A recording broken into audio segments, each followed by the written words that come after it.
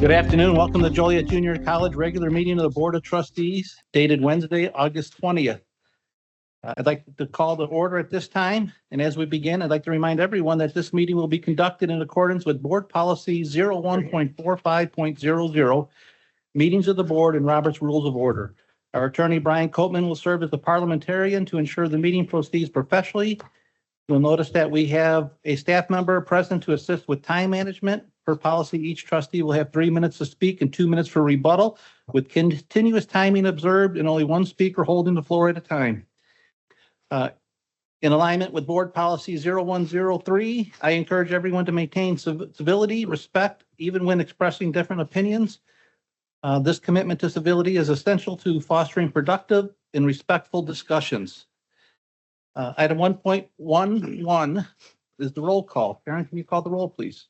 Trustee Bottomley? Here. Trustee Broderick? Present. Trustee Garcia Gann? Here. Trustee Harris? Here. Trustee Lee? Trustee Morales? Trustee Bishop? Here. Trustee Bazinski? Here. Okay, we do have a quorum. And for the record, I'd like to note I was notified by Trustee Lee that she will not be here tonight, and she notified me this afternoon, so it'll go in as an excused absence, please. Okay. Item 1.1.2, again, I'd like to welcome everyone, and moving on to 1.1.3, the Pledge of Allegiance with Dr. Amy Green.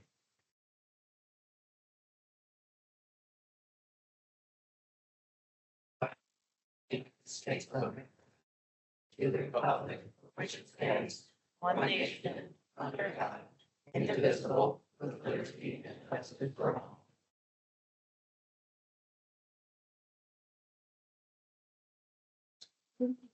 Item 1.2, communications, Kelly Roder Tonelli.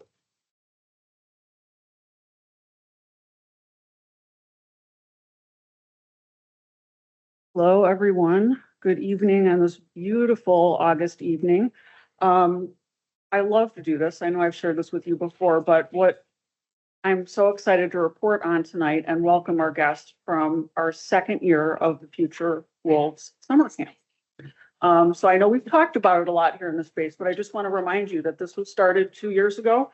It was an idea to engage our kindergarten through fifth grade students, get them immersed on campus, give them immersive experiences, and just generally get them exposed to JJC. And wow, we went from 50 campers in the first year to 100. We went from serving 2 districts to 4.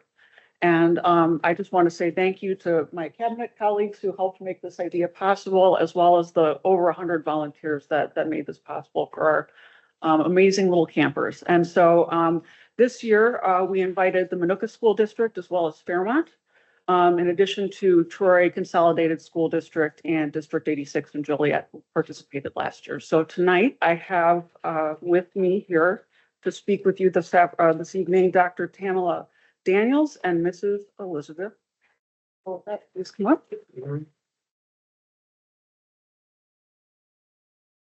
From the Fairmont School District. Good evening to President Klein, Board of Trustees, Joliet Junior College staff, and guests. I am Tamala Daniels, the Superintendent of Fairmont School District 89, and I want to say it is a pleasure to be here this evening. On behalf of Fairmont School District 89, I want to extend our deepest gratitude for being invited to the Future Wars program. Your outstanding faculty, the staff, from the moment we walked through the doors, they were very welcoming, inviting, and they made us excited about Joliet Junior College. So our students come from a large, diverse population. It is culturally diverse, socially, and economically diverse. Some of our students that came to Future Wars would be first-time college goers if they do go to college. And because of your vision and your partnership, they can now see themselves not just visiting a college campus, but truly becoming a part of higher education. And because of that vision, again, we want to say thank you for thinking of us and making this possible. Again, thank you, President Klein and the entire Joliet Junior community for opening your doors of opportunity and investing in the future of our children. You are not only shaping scholars, you are inspiring hope and possibility for generations to come. So now I'm going to turn it over to Mrs. Patton. Thank you. Good evening, President Klein and Board of Trustees. I also would like to extend our extreme gratitude to JJC for inviting our students to the Future Rules program. Our students were extremely excited to attend the summer camp. And again, your staff was very welcoming, very accommodating to our students and to our parents, being very supportive throughout the entire process. Thank you again for opening your doors to our students, and we look forward to your continued partnership again next summer. Thank you. And Chairman, I believe we have some gifts for our guests, so stay right there.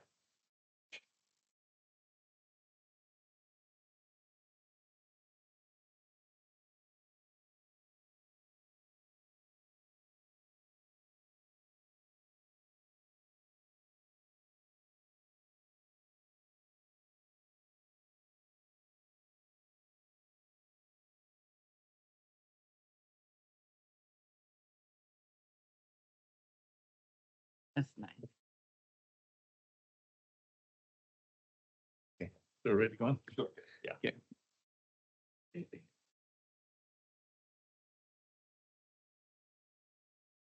Will that end communications? Yep. Thank you. Item 1.3.1, Board of Trustee approval of September as Hispanic Heritage Month proclamation. Dr. Carl Brooks. We have two students here tonight to do the proclamation both in English and in Spanish, and I'll be introducing both separately. So therefore, members of the Board of Trustees and those in attendance at today's meeting, both physically and virtually, it gives me great pleasure to introduce JJC student Abigail Camacho, who has graciously agreed to read the English version of the JJC proclamation, which recognizes September 15th through October 15th, 2025 as Hispanic Heritage Month. Before Abigail reads the proclamation, I'd like to take a moment to introduce her and highlight some of her many accomplishments. Abigail is a second-year student at Joliet Junior College, currently exploring her academic path. But one thing she's certain about is that her path for advocating for and helping others will play a part in her future. She is an active and inspiring presence on campus, serving as the Vice President of Latino Unidos, Secretary of the Collegiate Club Council, and a student ambassador for the Center of Multicultural Access and Success. In addition to her leadership roles, Abigail works in the Career Services Office and is a proud member of both the Black Student Union and the Sustainability Union. And here's a fun fact. Abigail and her friends started a band. Ironically, I just talked to her about this band that she started. The name is called Short Notice. I thought that was pretty funny. They collaborate to cover songs using their diverse musical talents. Just one more way she brings creativity and community together. I humbly present to all of you JJC student, Abigail Camacho. Whereas citizens of Hispanic ancestry comprise a significant percentage of the residents of Illinois Community College District number 525. And whereas it is the goal of Joliet Junior College to provide its students with a comprehensive curricular and co-curricular educational experience with consideration given to the contributions of all socially identifiable groups within American history and culture. And whereas the contributions of the citizens of the Hispanic ancestry to the history and culture of the United States are invaluable and abundant. And whereas Joliet Junior College has received the Hispanic Serving Institution designation and is committed to its Hispanic community and the achievement of their educational goals and career aspirations by expanding educational opportunities for Hispanic students in their community. Now, therefore, be it resolved that the Board of Trustees of Illinois Community College District number 525, Joliet Junior College, counties of Will, Grundy, Kendall, LaSalle, Kankakee, Livingston, and Cook, State of Illinois, hereby proclaims September 15th through October 15th as Hispanic Heritage Month in Illinois Community College District number 525, and will raise the Hispanic Heritage Month flag in celebration of its students and community. Adopted this 20th day of August, 2025. Thank you, Abigail. Again, our second student here gives me great pleasure to introduce to you Leslie Valerio, who has graciously agreed to read the Spanish version of the JJC proclamation, which recognizes September 15th through October 15th, 2025 as Hispanic Heritage Month. Before Leslie reads the proclamation, I'd like to take a moment to share a little bit about her. Leslie is currently pursuing architectural studies at Joliet Junior College. This year, she is proudly serving as the president of Latino Unidos, where she's been a passionate advocate for student engagement and cultural representation. Leslie is also a first-generation college student, and through her dedication and leadership, she hopes to pave the way for her family and inspire others in her community. I humbly present to all of you JJC student Leslie Valerio. Considerando que los ciudadanos de descendencia hispana constituyen un porcentaje significativo de los residentes del distrito número 525 de Illinois Community College, y considerando que el objetivo del Joliet Junior College es proporcionar a sus estudiantes una experiencia educativa, curricular y co-curricular integral que tenga en cuenta las contribuciones de todos los grupos socialmente identificables dentro de la historia y la cultura estadounidense, y considerando que las contribuciones de los ciudadanos de descendencia hispana a la historia y cultura de los Estados Unidos son invaluables y abundantes. Considerando que Joliet Junior College ha recibido la designación de institución de servicio a los hispanos y está comprometida con su comunidad hispana y el logro de sus metas educativas y aspiraciones profesionales a través de la expansión de las oportunidades educativas para los estudiantes hispanos y su comunidad. Por lo tanto, se ha resuelto que la Junta Directiva del Illinois Community College, distrito número 525, Joliet Junior College, distritos de Will, Grundy, Kendall, LaSalle, Kankakee, Livingston y Cook, Estado de Illinois, por la presente proclama del 15 de septiembre al 15 de octubre como el mes de la herencia hispana en el Illinois Community College, distrito número 525, e izará la bandera del mes de la herencia hispana en celebración de sus estudiantes y su comunidad. Adoptada este día, 20 de agosto de 2025. Muchas gracias, Leslie. Muchas gracias. Second. We have a first and a second. We're ready for a roll, please.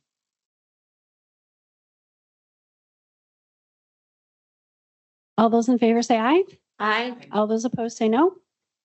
Motion carries. Item 1.4.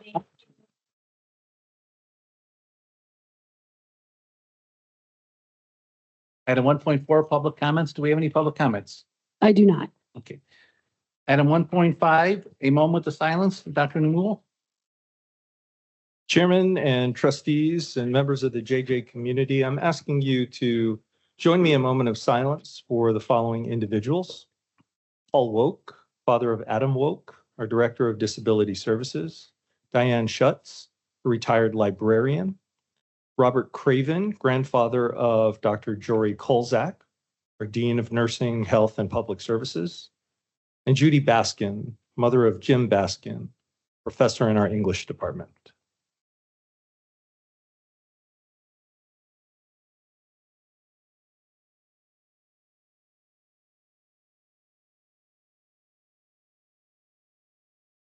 Thank you, Dr. Newell.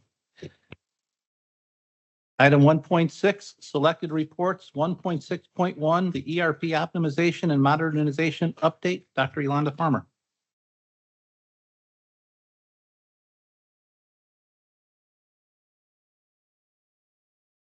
Hey, good evening, Chairman Bazinski, trustees of the board and the JJC community.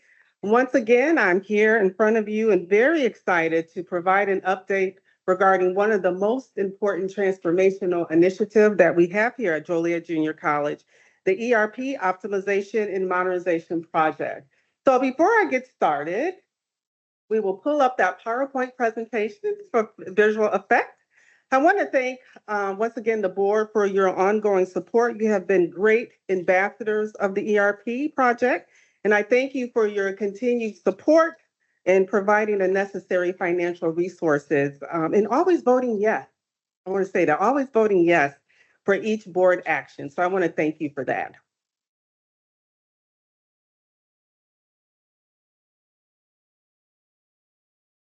And just to remind the board, I have control of this PowerPoint. Thank you so much, technical team. Just want to highlight some of the board actions that you have supported throughout the years. And once again, thank you for your ongoing support. So board members, if you recall in January, we engaged CampusWorks. CampusWorks is a partner of this ERP project. And we partner with them to conduct a very comprehensive assessment in terms of our technical infrastructure. And I want to stress that this assessment was really a review of the comprehensive infrastructure of the college. We were not just looking at IT, we also looked at the broader mission of this project. In addition, it was really important to get a clear path as we move forward with this ERP process and really get a better understanding of the resources needed, the leadership capacity, and the strategic investment, because we know this is truly a big investment for the college. And so we have already had some ongoing conversations with the college community regarding this assessment. It's really important to speak to individuals who are closest to the project, and we've done that. But now this is an opportunity for us to engage you as our board members. So I have invited one of my favorite individuals from CampusWorks, Teresa Fort. She served as the project lead for this assessment. Let me tell you a little bit about Teresa. Teresa has been with CampusWorks for over 9 years, but she has over 35 years, I'm going to say that one more time, 35 years in the IT space. She served as a strategy and leadership, mostly in higher education, and she's led many transformational initiatives in the role as a CIO, director of project management, and et cetera. And she was absolutely a pleasure to work with as we went through this assessment. So Teresa, I'm going to turn it over to you. The floor is yours for the update. Thank you. All right. So it was also a pleasure getting to know JJC through our processes. It really was. That's my favorite part about conducting these assessments, is really getting to know the campus and what their strategies are and where they want to go. And I will have to tell you that I feel that JJC community, the participation was very strong. As you see on this, we held a lot of leadership workshops. We've conducted interviews. We sent out surveys to both employees and students. And I have to tell you, I was very impressed that we actually had 243 students that responded. And I've done multiple of these, and that's the highest number that I have seen. This is one of the major inputs, but it's not the only input into our assessment process and what we looked at, but I was very impressed by it. And if we want to go to the next slide. This for you, no problem. All right. So I do want to tell you just briefly a little bit about our process and really what we're looking at. This is a technology maturity model that we use. It's very important that we use this as you think about the digital age and the innovation that is expected at institutions. And what this really is based on is there's actually 3 pillars that we look at, which is management, technology, and operations. And then we assess within 9 dimensions within these pillars. So there's a lot of like best practices and things that we look for to really evaluate maturity, but that's the first thing, but also really help the institution with recommendations, findings, recommendations, and building a roadmap for the future. It's very clear that Joliet Junior College aspires to operate at the strategic level. You can tell that they're striving towards that and hungry for it as well, despite everything that they are trying to do. I will admit to you, I have done dozens of these over the last 5 years, and I have only found one institution that was at the mature stage going towards strategic. So, keep that in mind as we kind of talk about some of the areas that I'm going to speak to. I will say that, again, thinking about these 9 dimensions and areas that we look at, there's areas that really are stable with any focus are going to continue to mature. These are things like your service delivery, the technology support that is well defined and well executed as well. So there was, minor things that we suggested with that. The investment you've made in cybersecurity has been fabulous and has paid off. And again, you always find things you're never done with cybersecurity. But again, it's an area that your investments have served well, and that will continue to mature as long as we continue to focus on it. There's other areas, of course, that there's significant opportunities for growth. Many of them are related to your ERP transformation that you're trying to do. Not all of them, but many of them. So I want to say that the rest of this presentation, I'm going to give you a high-level peek at findings, recommendations, and some outcome strategies. But I'm also going to stress the reasons that institutions at this day and age must focus and continually invest to reach the strategic maturity level. With my 35 plus years, I'm going to age myself in just a few minutes. I really am. So we ended up finding, again, think about the 9 dimensions that I talked about. We ended up having 27 findings and multiple step recommendations attached to those findings. Now, you can imagine as we do this, institutions, oh, great, Teresa, wonderful report, but what do we do? So the next thing that we do as a company is that we really take a look at those and we organize them in strategies for success, really critical outcome strategies. Because you cannot do everything at once. What would be the outcome of some of these recommendations, findings and recommendations? And so I've identified 4 big outcome areas. The first one really is the ERP, better defining the path to success. And we're going to talk briefly about that, and there will be additional conversations on that. The second part is really aligning strategy and talent. And, this is going to be a combination of IT organizational changes and institutional culture changes that elevate and empowers IT to help the institution innovate, as well as execute superior service delivery. There's always ways to strengthen processes. So we're going to talk very briefly about that, as well as strengthen the technology. So these are the areas that we're going to go into, and let's go ahead and go to the next slide. So again, part of what I was asked to look at is, again, you've got to celebrate how far you've come with your transformation at this point. But I was asked to look at really how do we make sure we get there, not just get there, but get there to where strategically institutions going to have value from this investment. And so there's 6 interrelated areas, and you notice that it's a cycle here, and these are focus areas to success.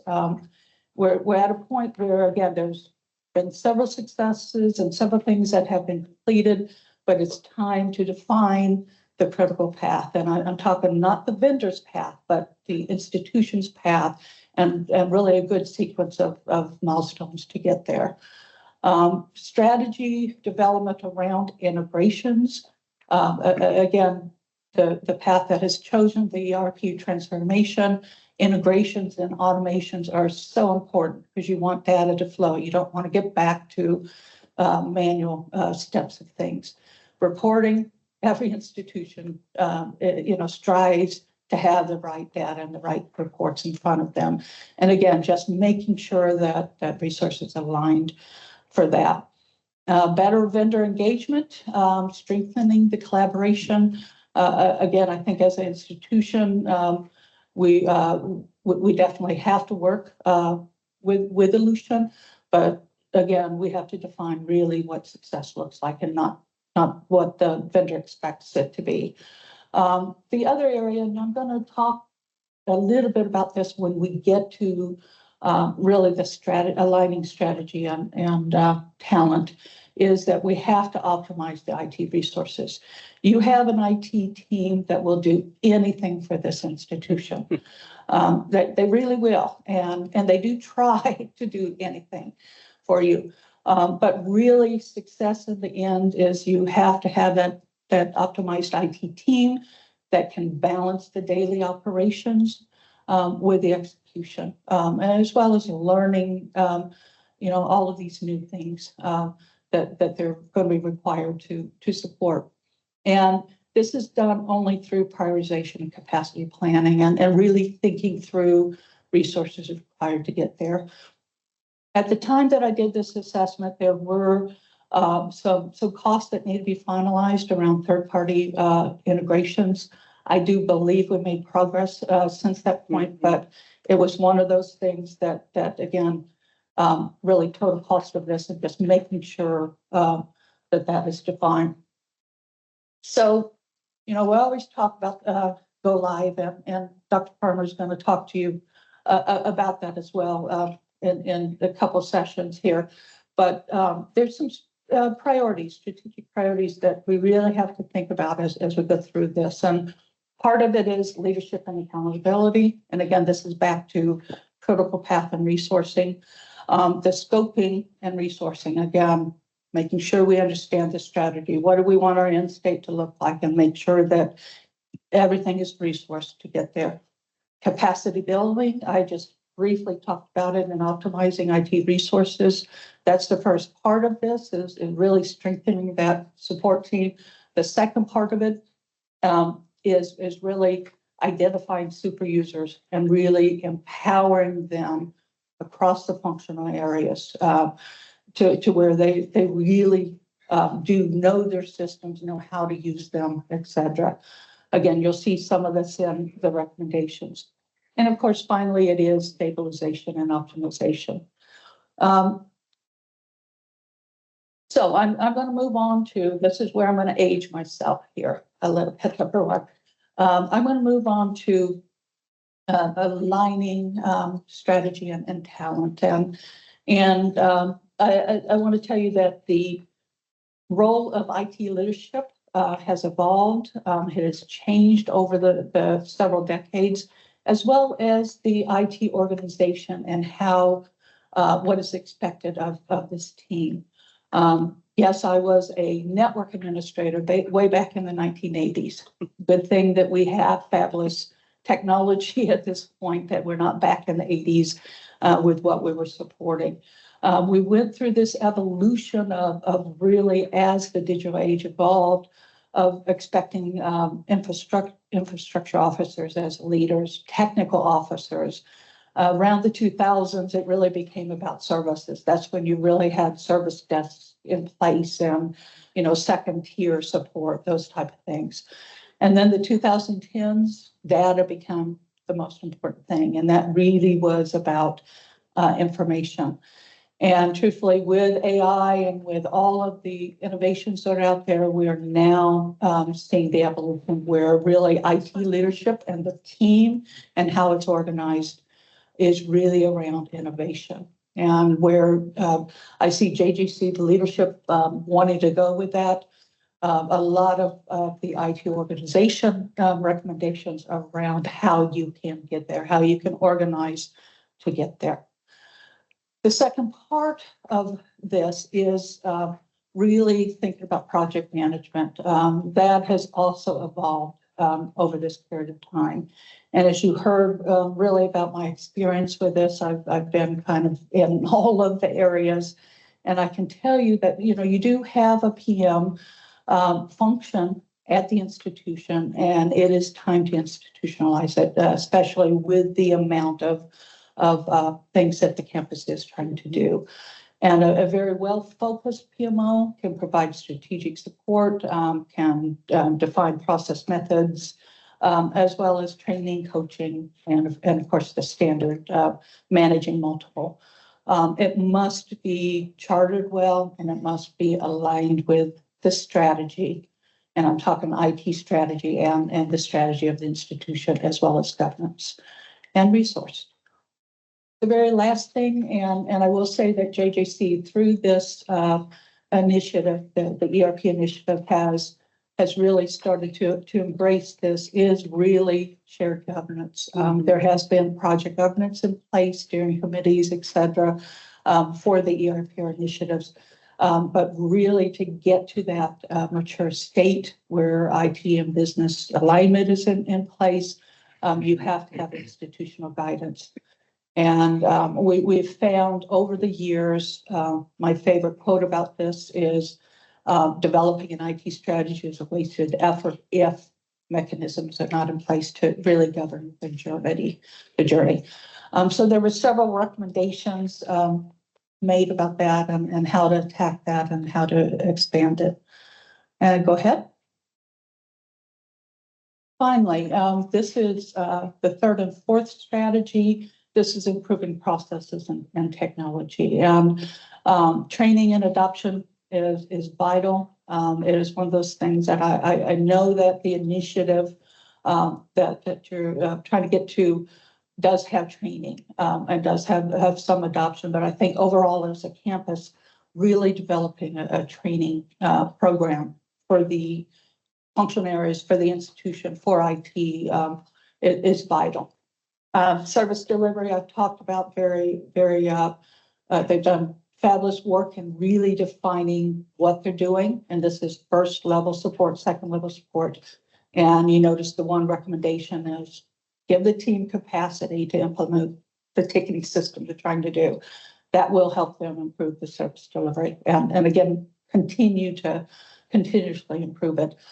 Some of you students have talked about wireless being a concern. It wasn't a major concern, but it is one of those minor things that at some point this should be prioritized to really run a heat map, wireless heat map, and define how we can improve that. I've talked about security and risk management. I will tell you that, again, this IT team will do anything for you. I do know that the CIO has already remediated many of the risks that we found in our technical. So I will turn it back to Dr. Farmer. Okay. Thank you so much, Teresa. And once again, I want to thank you for sharing the outcomes with our Board of Trustees today. I know it's a lot of information, but again, this is one of the most important projects here at the college. So we still have a lot of work ahead of us, but I am confident that with Campus Works and all of our partners and our dedication of our employees, we will get there together. So board members, in your packet this evening, you will see a recommendation for us to extend the Campus Works agreement for 1 month, because the current contract will end very shortly. This is a short extension. I just want to stress that to you, and it's really essential to keep the momentum us moving forward with this project. And I also want to say to you in September, again, if you noticed on the PowerPoint, it said part 1, right? I will be back in September with part 2. And part 2 will be very comprehensive. Part 2 would include the resources that we will need. It will talk a little bit about the milestones, the timeline, the goals. It will be very, very comprehensive. So I look forward to seeing you in September with another ERP modernization highlight. So as I conclude this presentation, I just want to share with the board that, Dr. Namuo, myself, Karen Kissel, Dr. Eiswinkle, we are deeply involved in having ongoing courageous conversations with the Lucian and all of our partners. We know that this is a huge investment. And if you recall, Dr. Namuo was on the stage, the national stage, with the Lucian Live in the past. I think most of you remember that. And that was very intentional. We went out there because we wanted to not only include Dr. Namuo on the national stage, that was important to us as a panelist, but also to start having real good conversations with the Lucian and others about this partnership. So I'm happy to report, I can't go into a lot of details, I'm sure our wonderful president will, but we have received a concession from a Lucian. I say that one more time. And we will continue to work on additional concessions with others. So we recognize once again that this is a significant investment, but behind the scenes, we are working really, really hard. And so we're working diligently to ensure that every decision that we make reflect the responsibility, not just to this institution, to our employees, but most importantly to our students. So I look forward to seeing you once again in September with a much more comprehensive report as we move forward with this project. And at this time, I will entertain any questions. Teresa or myself. Yes, Trustee Brock.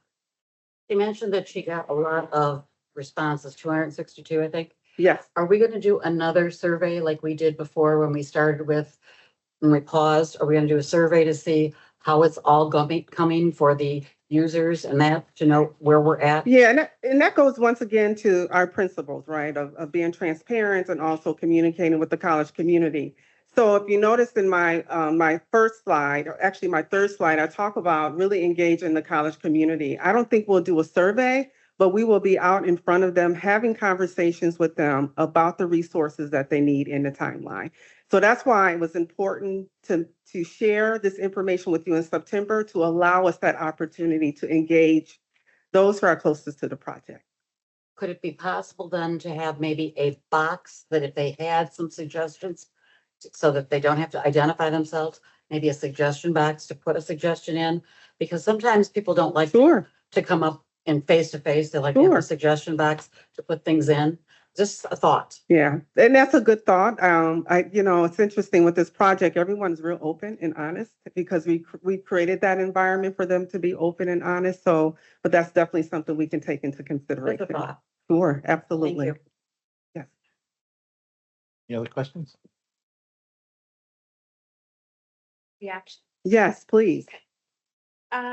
Thank you so much for the wonderful presentation. And again, acknowledging that it is a lot of information, but this is part one Yes. of a very detailed process that we're undergoing. So thank you for the transparency and also for breaking it down for us.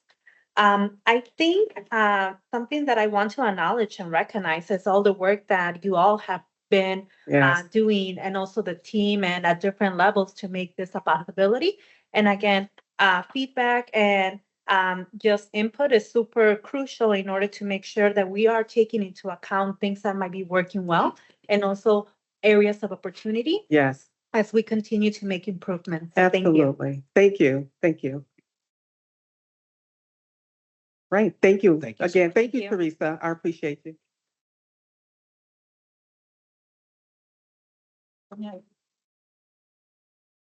Item 1.6.2, faculty union report. Kurt Ward.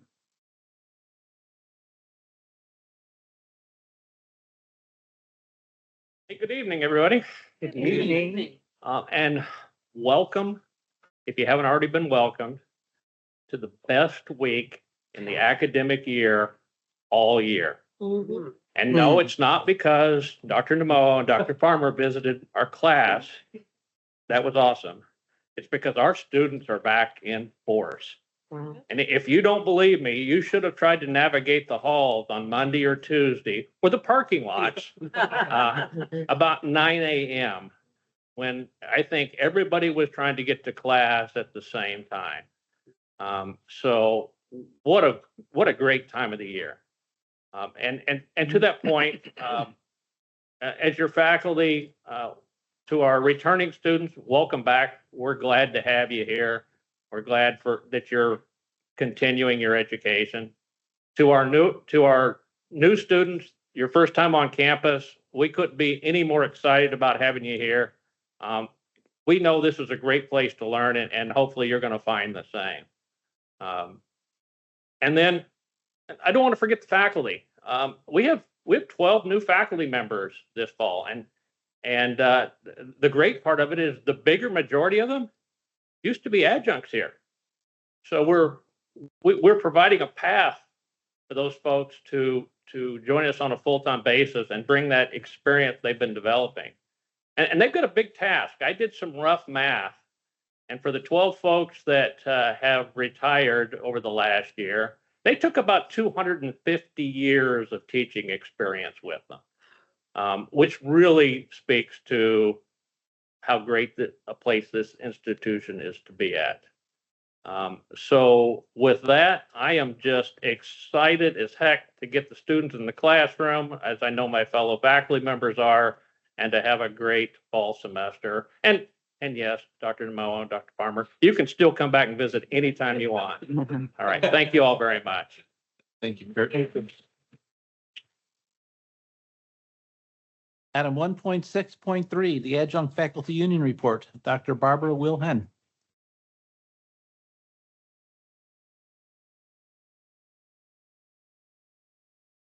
Hello, everyone. Hello. Welcome back, as was just said.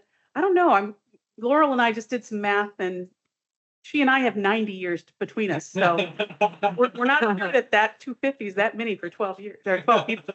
But with that said, it was a long, long summer, but it was productive.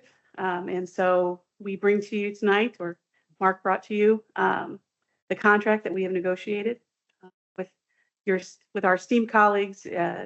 I can truly say I've been through several negotiations before. I've never been through one that was so collegial. It was really wonderful working with everyone. And that is one of the strengths that I feel our board does believe and feel is that we have a wonderful relationship with our administration and with our board. And we like that. We don't like discord. We like for things to work out.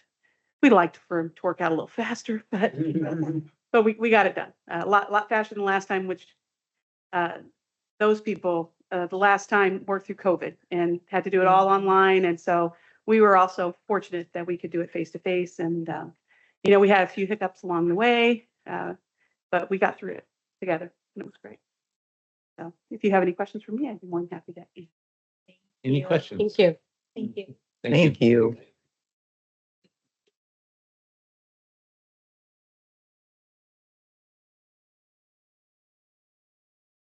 Item 1.6.4, the JJC Foundation Report from Amanda Quinn. Hello, thank you so much for having me. For those of you that don't know me, my name is Amanda Quinn and I'm the Director of Institutional Advancement. I work with Christy. This is also my favorite time of year because we give out scholarships to our students. And last week we actually had a scholarship photo shoot. So our students come in and we take pictures and then we use those photos throughout the year for donor pieces, impact pieces, and also appeals for our donor. The one thing that I'm really excited about that I found out today from our scholarship specialist is, as Christy told you probably the last couple of years, we finally reached $1 million in awarding scholarships to our students. So that was, yes, thank you. So that was 2 years ago, right? So that's been our goal, to keep moving past that number. Last year, we awarded 1.1 million. And then already, without even spring semester happening and us awarding in the spring, and we're 1 month into the year, we've already awarded $991,000 in scholarships. Kelly Baker, our scholarship specialist, said by Friday, that number is going to be over $1 million. So that's before we even finish awarding fall and we award spring. So very exciting news. Lots of opportunities for our students. Last year, the foundation awarded we raised the most money we've ever raised, over $6 million, mostly for scholarships, many endowed scholarships for our students. So very exciting news and lots more exciting things to share in the future. The only other announcement that I have is a reminder that our Night of Stars event takes place in a couple of weeks on Tuesday, September 9th. We are moving it back to campus this year. We think it's important to have our donors and our award recipients come back to campus and celebrate here. It's going to take place in and around the theater. And it's a 2-hour event on a Tuesday. It's pretty easy. And this year, just wanted to let you know who we are recognizing. Our Dr. Judy Mitchell Alumni Achievement Award winner is John Williams, 1979 grad. Some of you may know him from WGM Radio. Susan H. Wood Hall of Fame Award is going to Mark Schneidwin, who was very involved in Will County Farm Bureau, also was a past member of our foundation board. Our Distinguished Partners in Excellence Award is going to the Zonta Club of Joliet area. They have really worked hard to endow a scholarship within the foundation. They also give out an annual scholarship every year. And then lastly, the President's Office awards the J.D. Ross Extraordinary Service Award, and that is going to Larry Weirs, who's very involved in this community, was the superintendent of Troy and actually serves on our foundation board. So very exciting news. For that, we'll also recognize those that gave $5,000 or more in 2024. So anyone that would like to attend, they can visit jjc.edu/night-stars to register. So we're looking forward to it. Any questions for me about the foundation or anything? What time again was that, did you say? It's 5 p.m. It's a champagne reception, and it will be done by 7. So for 1 hour, we'll have appetizers and champagne. Then we'll move into the theater for the presentation, which lasts about an hour. So it'll be in J building? It's in K, the theater. Okay. Yes. Okay. J, but you park at J building. It's confusing. Any other questions for me? Thank you. All right. Thank you so much.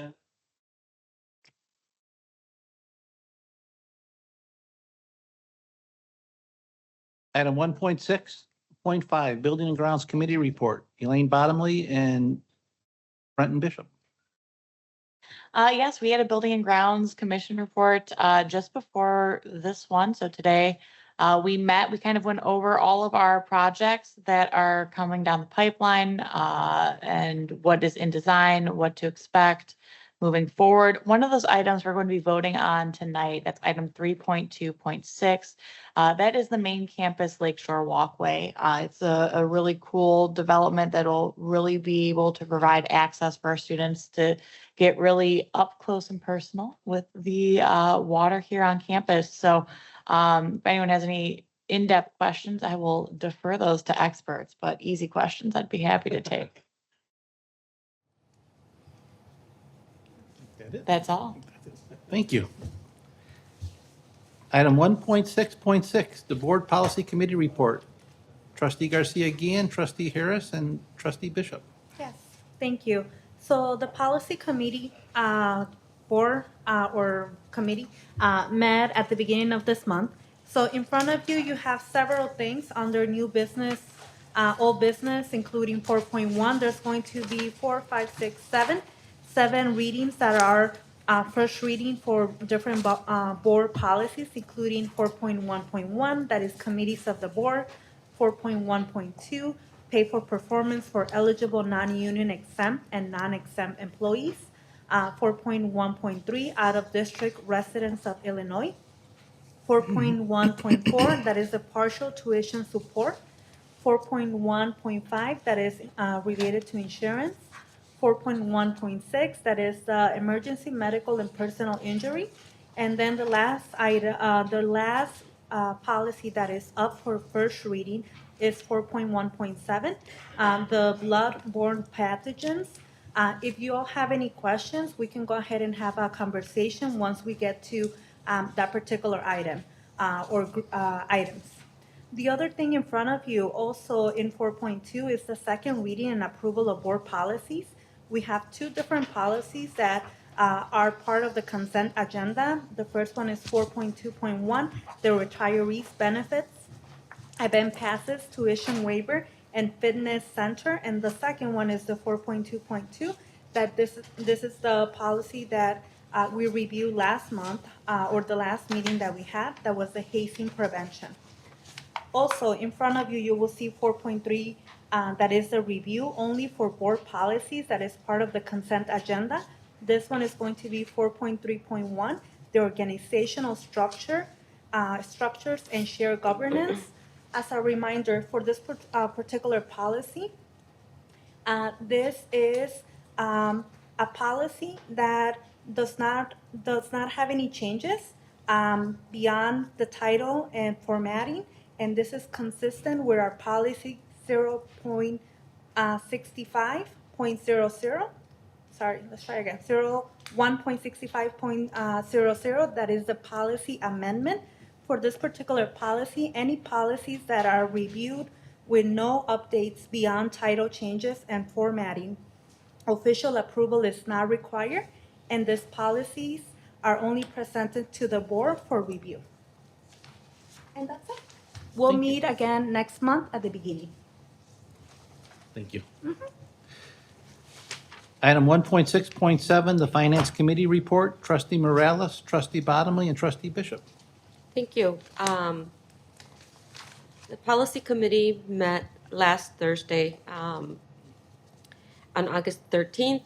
I'm going to give a brief summary, and again, like Trustee Bonnerly mentioned earlier, any questions I might have to lean on some of the experts like Jeff Heap if he's here, or Matt or somebody else that can help. But anyhow, so salaries again this is a good thing. Salaries are slightly under budget for the year.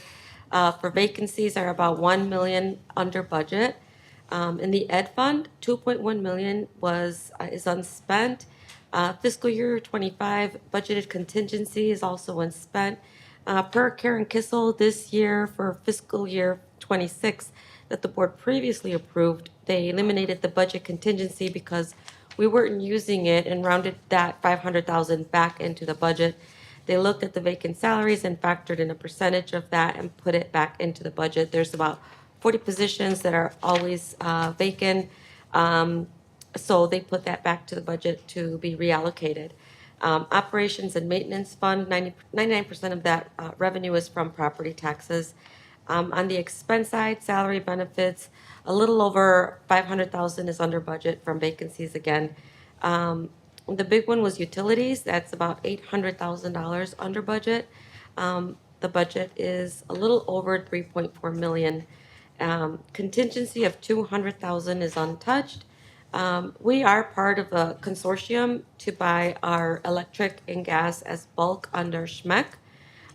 We are putting solar panels in Whitendorf, and the project is almost complete. Many of the lights on campus have been converted to LED, funded through through iGen, so we haven't used any of our money for that. Beginning fund balance, the revenues expense before transfers, we show that the surplus transfers that we did based on the June board resolutions, where we pulled 5.5 million out of the ed fund and 1.7 mil of the surplus and moved it over to the O&M, the operations and maintenance, restricted to be used for future capital projects. Let me see here, hold on. Because of market value adjustments on our investments we let the percentages increase last year because of our adjustments on the investments of 1.6 million, we let the percentage increase from last year of 31.5 million. This year we are letting it grow to, or 31.5%. Now we're letting it grow to 33% for the hedge on that market value adjustment. And we look at compared to next year's budget. If the budget grows, our fund balance has to grow to keep the percentage the same, as we're always trying to let it grow for capital projects. Our bond ratings look better for stability point as well. The bond and interest fund, what runs through there is the general obligations bond that we have a property tax levy for. There's a small surplus there that matches what was expected and budgeted for. There is a timing issue between the tax levy and when the principal and interest is paid. Food service does have a small deficit. Student activity fee does not fully fund athletics, or things like the Blazer, the newspaper. The audit fund did have a small surplus of about $3,500. And as everybody knows and has experienced it, if you're a homeowner or if you own a car, your insurance costs have increased. We became a member of ICERMIC. If remaining with Gallagher would have cost us $150,000 more, and we benefit from being with other community colleges, so that now we're able to leverage that and we can have conversations about issues that all community colleges are facing. So we definitely are seeing a financial benefit to that. Our self-insurance fund is our health insurance fund and our workers' comp, and there is a $200,000 deficit due to workers' comp claims. But I am happy to say that I'm saddened that there are claims that these accidents happen, but we know they do happen. But when they do, they go through due process. They do end up, at the board, at the closed session, and we always negotiate fairly for, the staff members, because we want people to be safe, we want people to be healthy, we want people to heal. So our reserves are still very strong, however. The Finance Committee will continue to monitor the financial performance closely, and we're confident in the institution's financial trajectory. We've passed a balanced budget every year, and that concludes my report for now, unless anybody has any easy questions. Then I'll transfer it to somebody in the Finance Department. Thank you. Elaine, I'm sorry, did you or Brenton have anything you want to say? No, I think that was really comprehensive. Thank you. Okay, thank you. Sorry. Thank you for the comprehensive report. I will also add that following the construction on Whitendorf campus, they will be completely off the grid. Hey, good, thank you. Thank you. Thank you. Item 1.6.8, the student trustee report.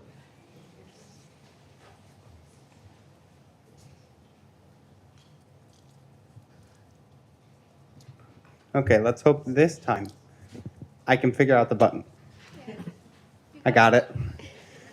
Okay, I had the pleasure, I know usually I highlight more board-specific business here, but I had the pleasure of attending the Illinois Trio Conference in Champaign, Illinois on the 26th of July this year, or I'm sorry, June, all the way to the 29th with some fellow students. We covered topics such as disagreeing peacefully. We talked a little bit about the power of collaboration, leading with empathy and acting with compassion, and empowered to lead martial arts principles for ethical action and self-protection. This was not a self-defense class, I promise. I also really quickly wanted to add that I don't normally shout out other students, but I think that's going to change today. I'm so very glad to hear that Wintley Thomas received the Trio Certificate in Excellence and Dedication to Trio. Some of you may recognize that name. It's because he spiked me with a volleyball at the last President's Open Gym, which Dr. Nimwol watched. But it's been forgiven. All I'm going to add is that you will find out that President's Open Gym is happening fairly soon, and I may or may not seek vengeance, even if it's been forgiven. So we had a couple Welcome Week activities, that being the semester block party, which happened yesterday from 10 to 12:30. We managed to find Dr. Nimwol out there getting, if I recall, a Polish hot dog. That's private.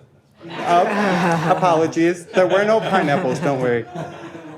We also had the Gather in the Grove event today from 10:30 to 1, and then tomorrow there will be the game room open house available for students from 10:30 to 1 o'clock. Finally, we are back in classes. It is so great to see everyone. Can I just add? I mean, seeing the, excuse me for a second here, but seeing the line at IDs, it's insane. To see so many new and returning students all getting their new stickers, checking in with Ivan and Kendall, wouldn't have it any other way. In the month of August, we have the Goose Chase Scavenger Hunt going on the 18th, 19th, 20th, and I think it ends this week. I may be mistaken. 2 weeks. 2 weeks. Thank you, Dean Cindy. On the 25th, we have the Student and Community Org Employment Fair. I don't know why that says 0628, I'm sorry. On the 28th of this month, we have the Welcome Back event at the City Center campus. Next month, on the 2nd, we have Wild Encounters at the Romeoville campus in RMA 1101. On the 3rd, we have Students versus Faculty Staff basketball game. I managed to go to the last one. Shout out to Alicia Brennan, she kind of carried. I'm joking. Everyone did well, but I hope to see you all again. And then on the 26th, we have the Out There, the Quest for Extrasolar Worlds in the planetarium on main campus. Again, I highly encourage you all to visit the planetarium. That's going to conclude my student trustee report. I know it's fairly brief, but welcome back, everyone. I can't wait to get to know all of you over the course of this semester. And thank you for your time. Thank you.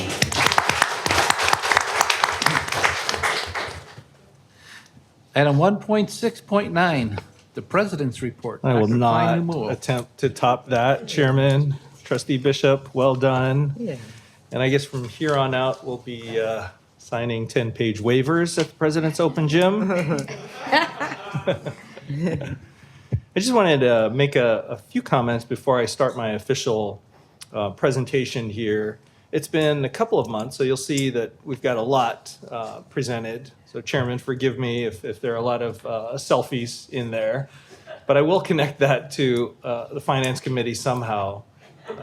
Just stay tuned, but here it is. So, you know, at JJC, the administration asked of the board to make some pretty sizable investments. I mean, you all are ultimately responsible for considerable resources that come from our communities, our students.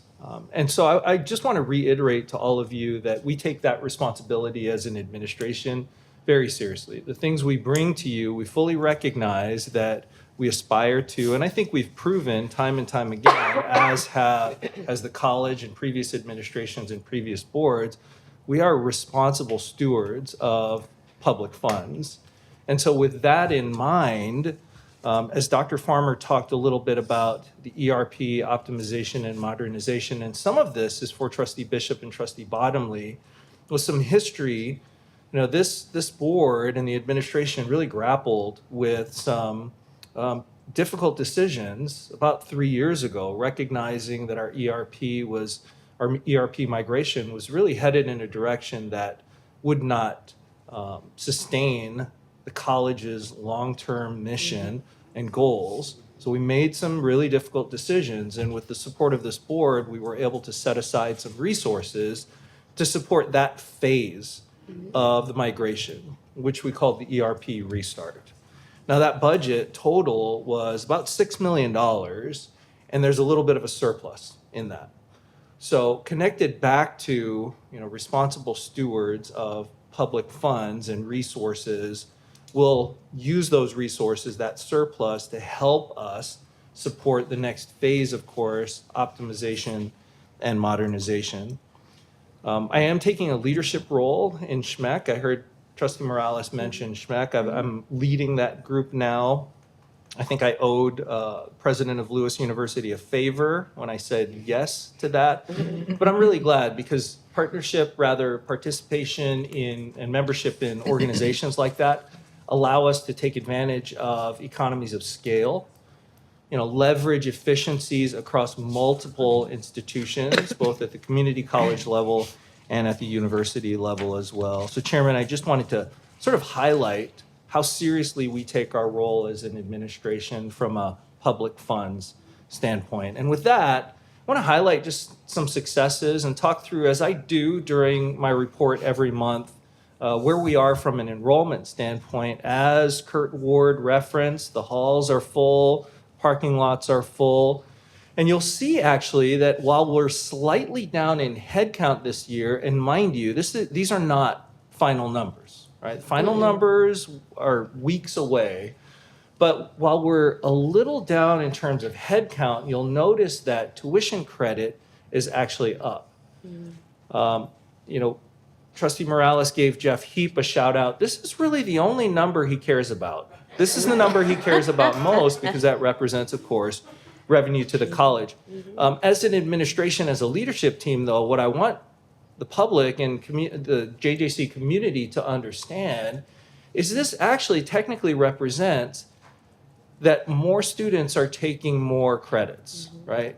And the more credits they take, the closer they approach full-time status, the more they're retained, the higher their persistence rates, and the higher their completion rate. So we're actually quite happy to see tuition credit up despite headcount being down a little bit for now.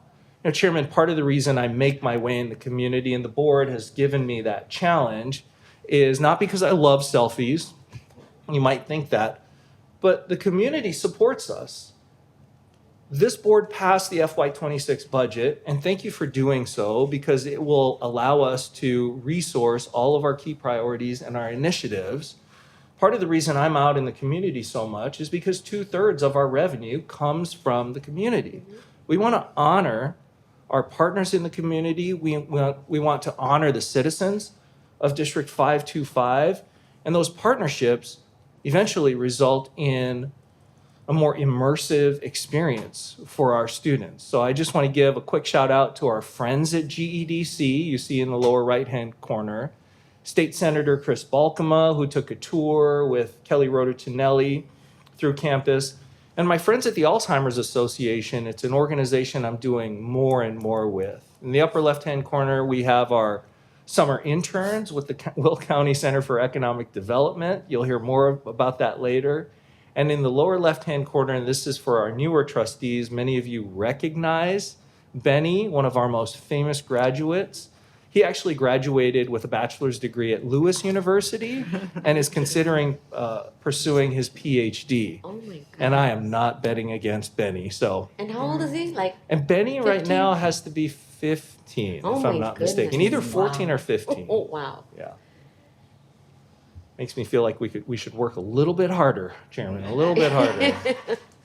And their family comes to visit, nearly every semester now, where I'm no longer competitive with Benny in chess. So I'm almost to the point where I'm refusing to participate and play him because it's very humbling.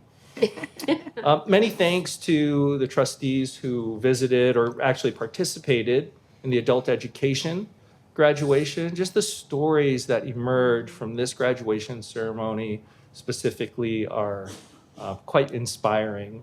And I imagine Trustee Bishop will have a prominent role to play at some point in the future, as he is a proud graduate of that program. So trustees, thank you. In the lower right-hand corner, we've got an organization that's important to JJC, SSIP, who does some great work. And trustees pictured, you can see to my left. Can we just say that the acronym stands for? Sure, it's Southwest Suburban Immigrant Project. Thank you. Yes, you're back. Over on the left, a good friend of JJC, Ken Goldenbecker. There's roots and branches about him. He plays in our community band. I'm starting to become more and more involved in the United Way of Will County. Their pillars related to health, wellness, and education align very closely with many of the things we do and care about here at JJC. So I want to give Ken a shout out. Mm-hmm. Over on the right-hand side, per usual, Greg Braun is saying something really funny. He really helped give a tour to Senator Rachel Ventura, who took an interest in our athletics program specifically after the Women's Golf National Championship last year. What more to say about Future Wolves that hasn't already been said? It's just been an extremely successful initiative. You've heard some of the stories, some of the numbers that Kelly Roder Tonelli shared. Really just want to appreciate our volunteers and our leaders of that entire initiative. Both Amanda Benderitis, Amina are co-chairs now of that initiative, but they couldn't do it without the 50 volunteers. And you see the two pictures represent week 1, Troy and District 86, and week 2, Manuka and Fairmont as well. And if you can just see some of the looks on these kids' faces, it will melt your heart. So you'll see some of the pictures here. Now, this is something to be celebrated for sure, but we've created something so special that both Constellation and ExxonMobil have written us considerable checks to support Future Wolves. Constellation wrote us a $50,000 check to support the mobile planetarium, and ExxonMobil will write another check for $50,000 to support Future Wolves as well. So I just want to publicly, Chairman, thank them for their partnership, both Constellation and ExxonMobil. I want to thank the YMCA as well for their partnership. This was the JJC staff versus YMCA campers. Clearly, I have a trouble saying no to anything related to basketball, but I do want to say Katie LeClaire did in fact resemble Caitlin Clark on that day. I thought she did a really, really good job. JJC Foundation and Athletic event happened in the last 59 days or so since our last board meeting. So I just wanted to offer my congratulations to Amanda, Christy, and the entire foundation staff, raising resources for our students. And Tiana as well will be in a few of these pictures. We had an opportunity to golf with members of the Craig family a prominent farming family in Morris. Chairman, thank you for joining me. Trustee Morales, thank you for joining me, and Dr. Brooks and others. Eric Danielson is in the back there. He's a member of the foundation, really to celebrate Manuka as #1 in our district for 12 by 12 by 12 and dual credit. Tiana and I had an opportunity to volunteer at the Northern Illinois Food Bank, a really incredible organization where tons and tons of food are donated to the Northern Illinois Food Bank in vats, if you will. That's probably not the technical food service term for that, but our group actually divided up macaroni into small bags. It is about as exciting as I just described, as you think it is. Nonetheless, our group fed thousands through our effort, and that was an effort that was connected to the Joliet Rotary, of which Tamala Daniels and I are members. Two big things here. Over on the right-hand side, we have one of our most prominent alumni, Paul Gansert, of course. He is a philanthropist in the community, very successful in the investment world. Paul cares deeply about a lot of different things, but he cares deeply about agriculture. So I asked him a favor. I asked him if he would teach me about agriculture. So my family and I, and of course we dragged our kids and Tiana along, and they were really excited. In fact, Charlotte and Kainoa are really paying attention, just as I am. See how I'm paying attention right here? Charlotte and Kainoa are stick fighting in the background.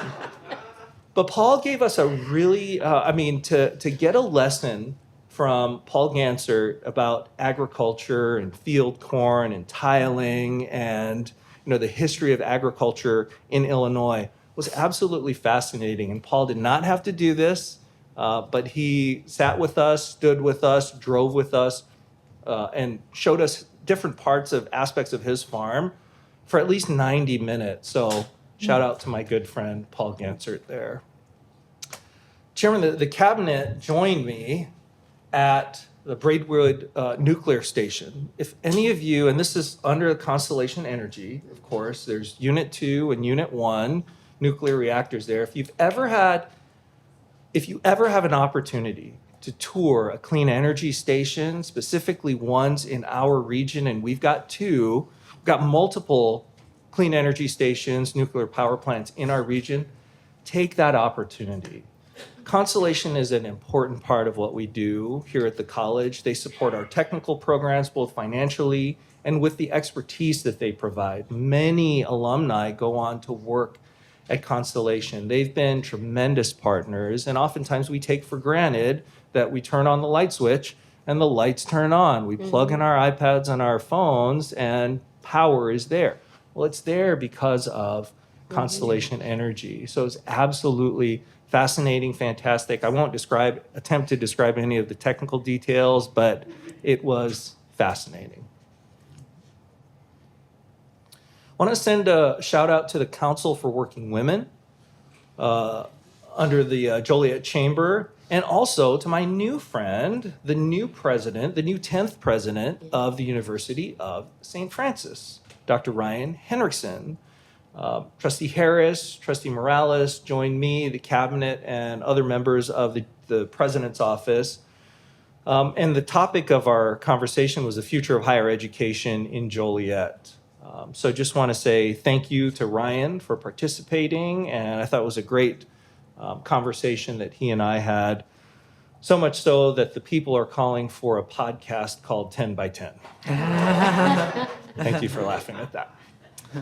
If anyone wants a copy of the article over on the left-hand side, I was featured in an article and just really highlighted all the incredible things that we're doing. It's called Lincoln Way Lifestyle, part of my result of my presentation to the Frankfurt Chamber of Commerce, and I can get copies of trustees if you're interested. I am. Okay. Thank you. Thank you. In the lower right-hand corner, New Orleans North was a big hit, allegedly. I may have allegedly seen Trustee Bottomley there. And in the upper right-hand corner, Trustee Broderick, I apologize. I don't think I saw you there, but it was fun. Selling drink tickets. Okay. In the upper right-hand corner, right next door, out the window to our left, brand new Hollywood Casino. Most likely many of you have seen the ads and the press conference. We were there celebrating our new partners, and we will be hosting the general manager of Hollywood Casino at one of our restaurants very soon. They've got a number of different restaurants there. Their head chef, of course, is a JJC alum. He's a JJC alum. Took part in a dual credit bill signing ceremony with my colleagues Lori Suddick, the president of College of Lake County, and Peggy Heinrich, president of Elgin Community College, along with Governor Pritzker. We were able to celebrate modernizing, revising, improving the Dual Credit Quality Act that solidifies community colleges as preferred providers of dual credit. Chairman, I think we were a little bit ahead on that one. And I have a video to play now. Trustees, have any of you seen these decals around? Okay, Trustee Broderick, okay, of course, Trustee Bishop has, Trustee Bottomley's. I've got a video to show you. Cool. Mario, will you click play there? That's why I'm walking like this. Hey, hey, that's why I'm walking like this. Hey, hey, that's why I'm walking like this. Like this. Woo! Everybody feels so much better. Everybody win when they be walking like this. Get a little heat down there. Put a little jump in your toes. Don't matter if this up. So this was a result of a design thinking project, and I'm going to embarrass him. Pat Van Dyne, will you stand and be recognized, please? This is Pat's project. Yes. Yeah, we're really excited. So Pat's vision for this, of course, was that we showcase the programs inside the building. As you walk up to Vet Tech, you would never know what happens inside. Well, now you do. Yeah. Now you know where nursing happens, where paramedicine happens, where Vet Tech and automotive happens. So we'll be rolling out more of these over the years. So Pat, thank you for your vision for this and pushing us. Mm-hmm. Chairman, we had about 600 people in the event center, a couple hundred more online. Want to thank the trustees for joining us. Trustee Harris was there, Trustee Morales was there, Trustee Broderick joined later. This was really an incredible event to kick off the start of the fall semester. I won't go into all the different things that we did, but I will say that we had an opportunity to celebrate the inaugural class of the Crawford Honors College. And let me just tell you, many of our high schools are represented. So Cole City, Dwight, I'm going to forget some, Lockport, Plainfield, Joliet, Lincoln Way, Providence Catholic is in there, but Botswana is also represented. Germany's also represented. Italy's also represented. Colombia is also represented. It's an incredible mix of students. And I'll get back to this, Dr. Farmer, I'll get back to this, I promise. But I want to show just fast forward a celebration of success here. This, I present to you the inaugural class for the Crawford Honors College, academic year 25 and 26. So back to hot topics.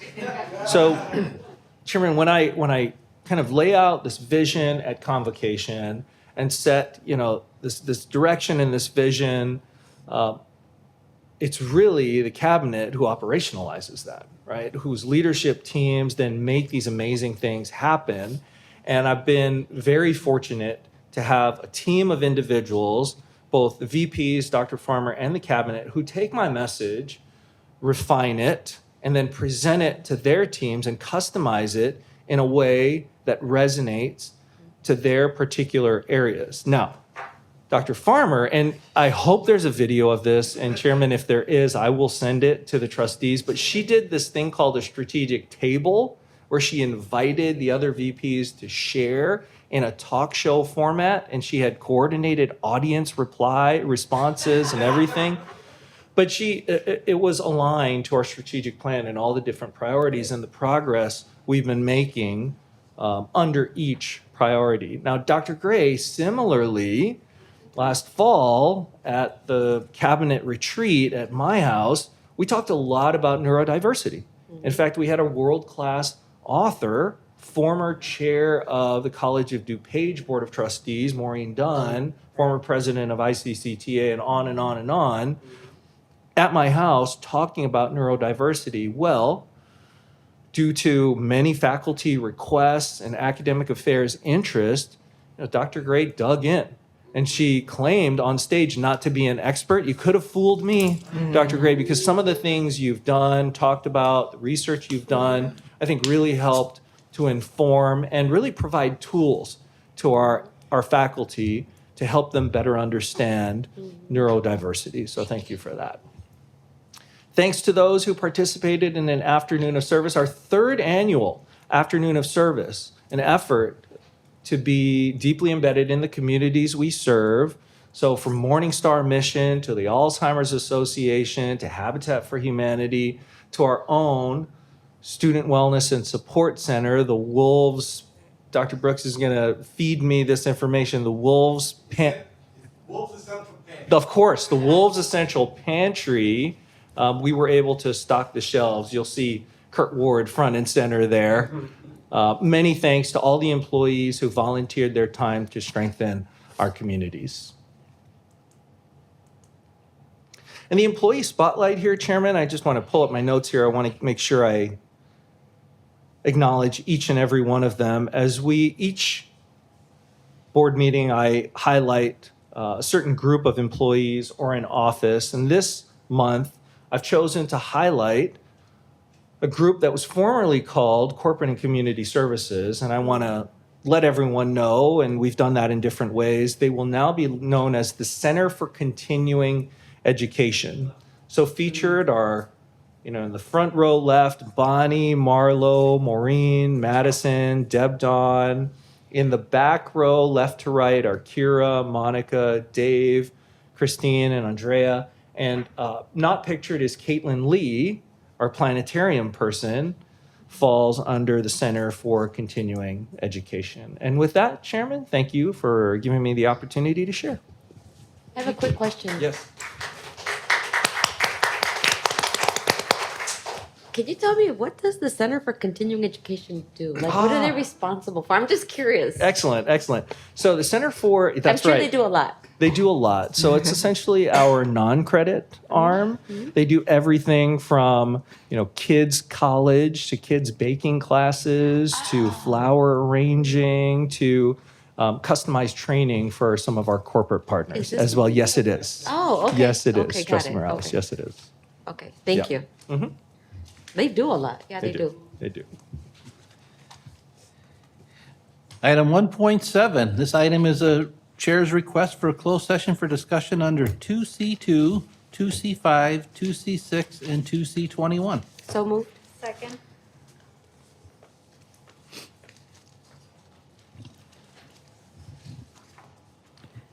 Trustee Morales. Yes. Trustee Garcia Guillen. Yes. Trustee Bottomley. Yes. Trustee Broderick. Yes. Trustee Harris. Yes. Trustee Bishop. Yes. Trustee Bazinski. Yes. Motion carries. Item 1.8, at this time, the chair requests a motion to return to public session. Second. Trustee Morales. Yes. Trustee Bottomley. Yes. Trustee Broderick. Yes. Trustee Garcia Guillen. Yes. Trustee Harris. Yes. Trustee Bishop. Yes. Trustee Bazinski. Yes. Motion carries. Item 1.9.1, the approval of minutes for the regular meeting held on June 25th, 2025. So move. Second. Discussion? I have some concerns of lack of information on some of them. Under 3.9.3, I see some information that was missing regarding the trustee budget.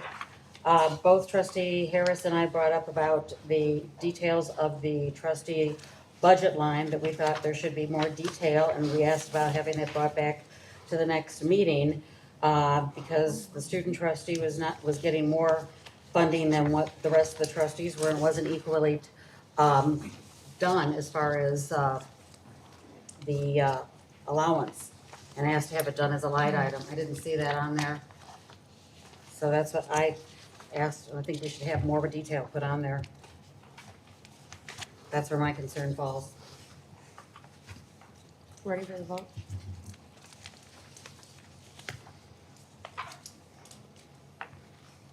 Ready to vote? Ready. Trustee Morales? Yes. Trustee Bottomley? Yes. Trustee Broderick? No. Trustee Garcia again? Yes. Trustee Harris? Yes. Trustee Bishop? Yes. Trustee Buzinski? Yes. Motion carries. Item 1.9.2, the approval of the board retreat notes held on July 30th, 2025. So move. Second.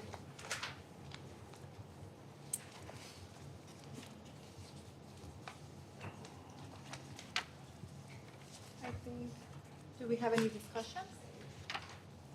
You ready to vote? Ready to vote? Trustee Garcia again? Yes. Trustee Morales? Yes. Trustee Bottomley? Yes. Trustee Broderick? Yes. Trustee Harris? Yes. Trustee Bishop? Yes. Trustee Buzinski? Yes. Motion carries. Item 1.9.3, the approval of minutes for the special meeting held on July 30th, 2025. So move. Second. Any discussion? No? We're ready? We're ready. Trustee Morales? Yes. Trustee Harris? Yes. Trustee Bottomley? Yes. Trustee Broderick? Yes. Trustee Garcia again? Yes. Trustee Bishop? Yes. Trustee Buzinski? Yes. Motion carries.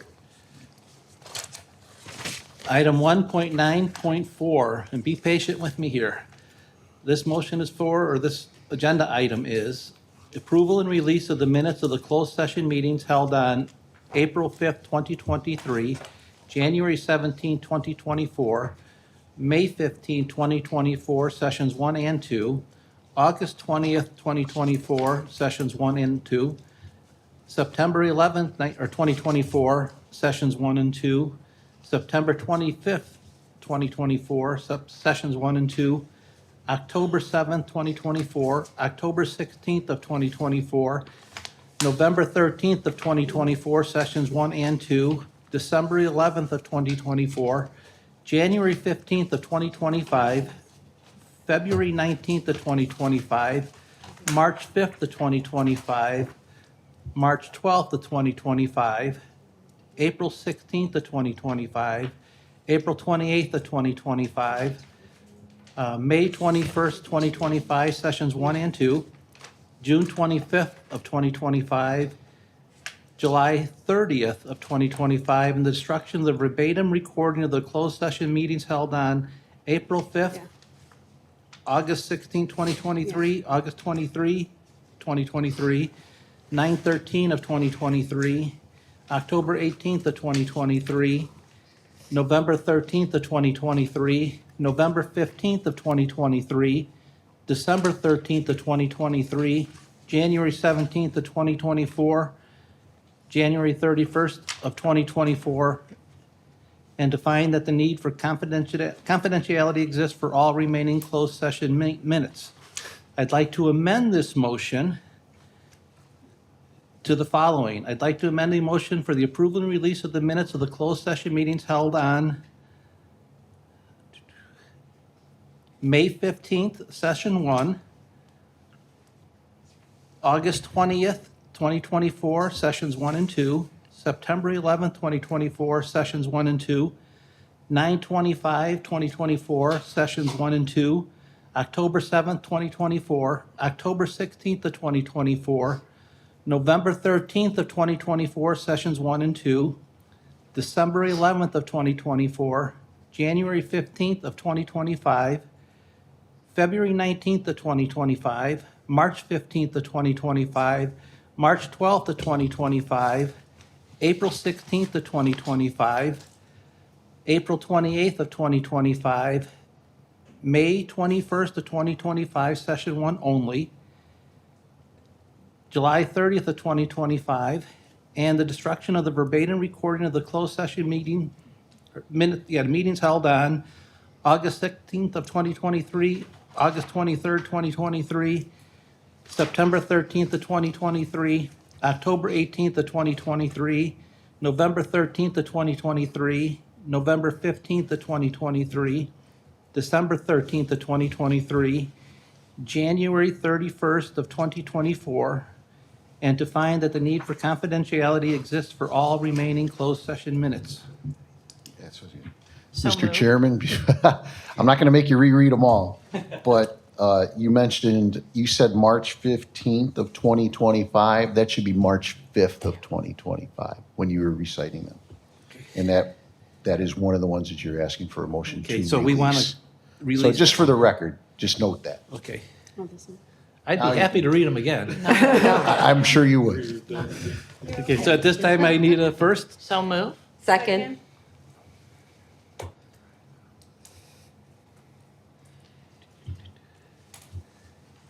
And we are ready to Any vote. discussion? Trustee Bottomley? Yes. Trustee Garcia Guillen? Yes. Trustee Broderick? Yes. Trustee Harris? Yes. Trustee Morales? Yes. Trustee Bishop? Yes. Trustee Buzinski? Yes. Motion carries. Item 1.10, the approval of agenda. So move. Second. Discussion. Yes. On 7/20 of 25, I did ask for certain items to be put on the agenda, and none of them were added to the agenda. So I do have a problem with a trustee trying to get items on the agenda. Please note that in the minutes. What items were you trying to get on the agenda? I had several things that I did right, and I included you on it, if I'm not mistaken.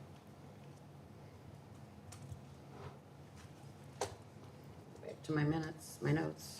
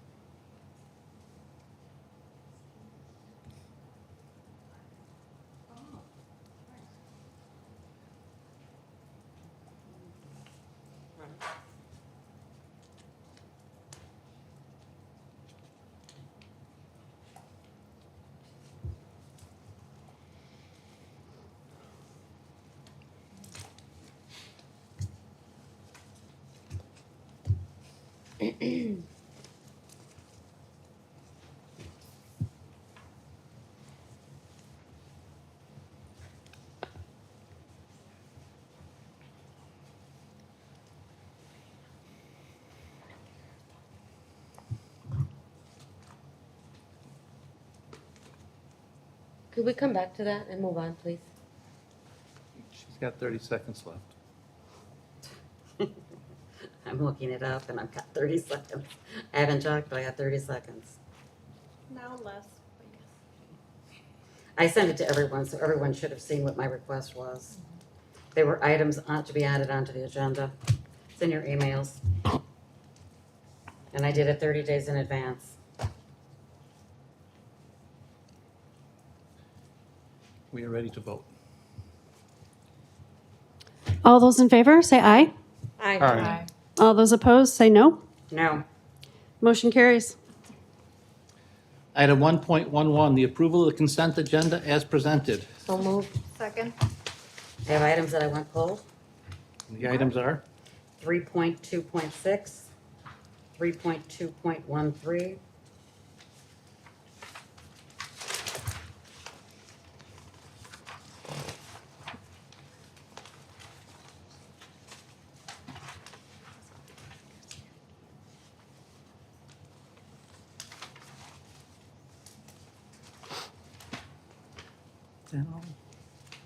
that's it. That's it? Mhm. Okay, we're ready to vote, please.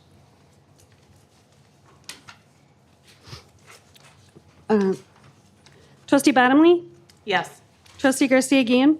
Yes. Trustee Broderick? Yes. Trustee Harris? Yes. Trustee Morales? Yes. Trustee Bishop? Yes. Trustee Buzinski. Yes. Motion carries. Pulled item 3.2.6, which is the main campus Lakeshore Walkway. So move. Second? Discussion? Yes. We had brought this up many years ago, and because of the cost factor, we decided that it wasn't needed, and we wanted to make sure it went back into the building, not something exterior. So even though it was nice and everything, we all agreed at the time, the board agreed that we should keep it inside the building for anything that was needed inside, not something exterior. So that's why I'm bringing it up, because we had decided not to do it, keep the cost factor out. So that's why I'm bringing it back, since you guys didn't have the history on it. I would just like to, if we're gonna talk about it, I'd like to just kind of share that this is an ADA accessible walkway and floating dock system that's really gonna provide a lot of benefits for our students by ensuring inclusivity, safety, and expanded learning opportunities. This accessible pathway and dock will allow all students, regardless of mobility, physical ability, or any type of other additional assistive device needs, to really fully engage in outdoor education, environmental studies, recreational activity, and campus community events. I understand and I hear that investment within our buildings is important, but our buildings are more than just physical structures. Our buildings and our campus are outside spaces as well, and I think that approving this construction will be really beneficial for all of our students as well as staff. So I look forward to voting yes on this. Any other comments regarding the walkway? No. Trustee Broderick, did you have a rebuttal? I have no rebuttal, I just want to make a statement to you know about Okay. it. That was it. We are ready to vote then, Karen? Trustee Garcia Guillen. Yes. Trustee Morales. Yes. Trustee Bottomley. Yes. Trustee Broderick. Abstain? Trustee Harris. Yes. Trustee Bishop. Yes. Trustee Buzinski. Yes. Motion carries. Pulled item 3.2.13, land environmental study. Need a motion? So move. Second. Discussion? I just think it's premature to do the study yet until we have all the numbers put in front of us for the whole project before we do that. That's just my position on it.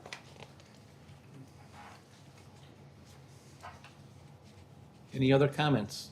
I think that it's appropriate to go ahead and, why are we kicking the can down the road? Let's get it done. This study is important. It's part of the process and it needs to be done. I would not delay it.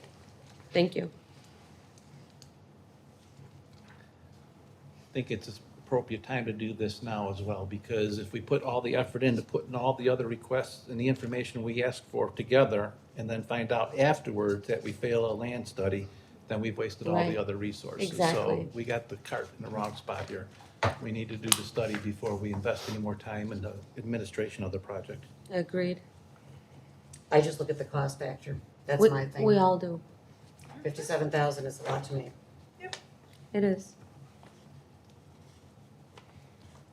Do we have a deadline on when we want that study done? Like immediately?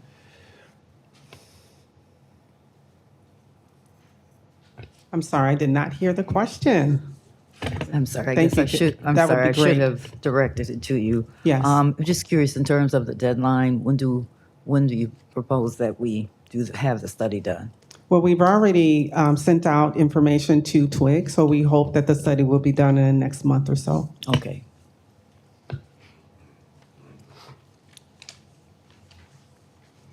Are we ready to vote? Karen, please. Trustee Bottomley. Yes. Trustee Morales. Yes. Trustee Broderick. No. Trustee Garcia Guillen. Yes. Trustee Harris. Yes. Trustee Bishop. Yes. Trustee Buzinski. Yes. Motion carries. Item 4.1, first reading of board policies, 4.1.1, which is policy 01.27.00, committees of the board. These are just first reads, they're not votes. Correct. This is the time that if you have any questions, you can go ahead and ask. If not, we can go ahead and move on to the next one.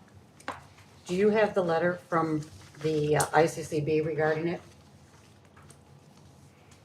Specifically for 4.1.1, correct? Correct. I would have to double check with council. Do you have? Can you remind me on that information? I was provided with the ICCB letter recently. I do have it. I meant to bring it tonight. I forgot. I have copies. They're sitting on my desk. And what was the position of the ICCB? Well, the ICCB agreed with my logic and understanding, but they disagreed with me on the conclusion. So Okay. they believe that they looked at the provisions of the Public Community College Act, the same ones that I did. And the one provision talks about, the one that you cited to, Trustee Broderick, talks about a student trustee who sits on the Illinois Community College Board itself. And that one specifically states that student trustees do not count toward a quorum of a committee or the board. The provisions of the act that deal with local community college boards like this one, when it talks about student trustees, does not make that statement. It simply says that they are a full member of the board with all rights except for the right to vote. So there's no comment anywhere in there about their ability to be counted toward a quorum. I don't know how they got to their conclusion based off of that when those two provisions don't include the same thing under statutory interpretation. Well, this was brought up at our executive meeting at the ICCTA this past weekend. Illinois state law and community college board policies explicitly state that while student trustees have privileges of membership, they do not have the right to cast a legally binding vote. The determination of a quorum is based on majority of the full voting membership. Student trustees typically lack a binding vote. Student trustees are advisory vote only. The vote is not counted towards determining if a motion passes or fails. The student trustees present is valuable for conveying student perspectives and participating in discussions, but for the specific purposes of establishing a quorum for legally binding actions, they are not counted as part of the voting membership. So that does not allow the student trustee to be counted in establishing a quorum. Well, I disagree with you because number one, no committee of this board makes a legally binding decision on behalf of the board. Number two, after receipt of the letter, I spoke to the attorney from ICCB about this particular issue because the chairman expressed to me that it was very important to him to make sure that the student body has a full voice on the board. And his way of doing that has been to appoint the student trustee to the committees. And it was important to him to do that. So when I talked to the attorney who rendered the opinion, I asked him if he thought by putting it in our policy, if that would be compliant with the law. And he said he did not see a problem with that at all because the law is actually silent in terms of the statute and there are no cases that interpret it. So with his blessing, that's when we brought the policy to the policy committee. In addition, as a policy board, we provide a recommendation to the full board for you all to provide feedback, reactions, and different things. We do a lot of, we work with different departments and different areas of the college in order to present policies that make sense. But in reality, at the policy level, we're not making the final decision. That decision is happening when we present it for first reading. And again, you all already know this. I'm just providing a recap. First reading, and then if there's any feedback or if there's any necessary modifications that the majority agree that we need to revisit a particular policy, we bring it back to the policy meetings. If there's one person or two people that maybe do not agree with the policy, but the majority of the board is okay with the policy because it makes sense and it does not contradict anything that we need to do, then it comes up again for a second time in your board book for the next meeting to be able to move forward and get approved. So again, at the policy level, policy committee board level, we're not making a final decision, but just a recommendation. That's it.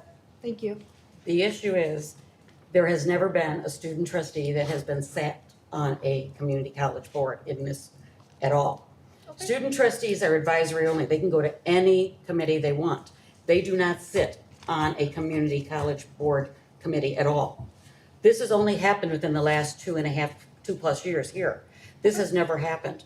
And in all the community colleges, statewide and nationwide, this does not happen. They do not sit on a community college committee at all. They are advisory only. So this is a whole new twist, and you're now putting them into an elected position, which is not appropriate. You are now giving them more rights than an elected position. Michelle and I do not have any position on a committee. If you put us on a committee, then you remove the student, it removes all the issues then. Go to committee of a whole, that's the best thing to do. Go to a committee of a whole, like Marine Community College had to do. Because we are a policy board and we should stay as a policy board. And these committees do not confirm any policy whatsoever. They're advisory in nature, and they bring the policies to the full board, in which case the student trustees' vote does not count when it comes to approving the policy. I will stand by the fact that we have all these people in the room, and the only view of a student are the students who come every month and the students who are on this board. You're asking me to shut them up. By not allowing, yes, you did. You just said put you and Michelle on the board and he doesn't have to go. Well, I want him there. I don't want people that are not in good standing representing the board. You're So- taking away our fiduciary duties. You took away your fiduciary I duty by didn't. your behavior is No, I what didn't. got you in good standing. Broderick, he's still not done. So I stand by the fact, and when I became the chair, we already had students on the committees. We have. Their students were on committees. I did not do this. I was not the first one to put you can shake your head all you want. Dan O'Connell had students on committees. The students, we want their opinion, we want their view. We do not want them to come to a meeting and say, I wish you guys would have talked to us first, or here's what the students actually thought, or here's what could make this policy better. We want their input before we make decisions that affect them. I do not want to quiet them. Yes, we go around the country explaining to other colleges why the student voice is so important. And for the most part, we have 5 trustees that believe in that and 2 that don't. And that's not true. It is true. No, Then it's why not. are you so bent up on the fact that he goes to committee meetings? He is advisory. He does not establish a quorum. He can come to those meetings and give his perspective on it. But we are not shutting the student down. He does not establish a quorum. That's the only thing I am saying. He does not establish a quorum. If I may. Thank you. I'm sorry to interrupt. I know you still have your time if you'd like to continue, but if I may quickly. Thank you. I'd like to reiterate what a student, and the previous president of Latinos Unidos said last month. Kimberly Martinez brought up how it may be a small gesture, but it still represents presence, visibility, respect, and belonging, all of which we just approved in our meeting minutes. I'd also like to point out that I do constitute an OMA violation, and I am subject to the same FOIA laws that you all are. While I may not vote in an official capacity, and I vote to advise based off of how I feel the students should be represented or their general feelings on a subject matter with the context that I'm given as a board member, I do feel it appropriate that given the, given that committees of the board are advisory, and I also serve to advise as to the student's perspective, I feel it entirely appropriate. I do understand your concerns of the potential implications, but given legal counsel's recommendation, I see no true justification for not allowing as such. Legal counsel Robin Schwartz said, no, the student does not have the ability to form a position and quorum at all. We were taught that in our lessons at the ICCTA lessons. Thank you for your time, and I will yield back the rest. Brian Kopman, thank you for your continued efforts to represent this board. If I could interject something really quick. So I have no problem with a student being part of the committees. I understand that your vote is not an official capacity. However, the only reason why I personally ran to be on this board is to be support for students. We are here for you. You are the voice of the entire college. The revenue is generated because of student tuition. Much of the revenue is generated from that, aside from, property taxes. But yes, we definitely want to hear your voice. And I would never say anything contradictory to have you excluded from any committee or in a decision that we make, because all of our decisions and all of our votes are student, and they should be student-centered. I yield back my time. Thank you. And it is not that I am saying that the student is not represented. I am saying that it's not represented to represent the quorum. That is it. It is not saying that he does not have a voice. It's not a quorum position that he takes. We already have an actual legal opinion that matches and actually fits anything that we're talking about. So we can have concerns and different things until we find a different opinion. This is what is going to stand. Trustee Harris, you have something to add? Yeah, and I don't want to confuse the issue, but the policy committee, we don't make decisions there. And because we don't make decisions there, well, let me back up. We're not voting, is what I should say. We're not voting in the policy committee. But my understanding of the quorum is board members in addition to the admin. So if we have our quorum met in that capacity, then we're okay to run the meeting. I mean, correct me, Trustee Julian, is that correct? If we have an administrative staff there, plus the 2 board members. Typically, we don't count the administrative staff as part of the quorum.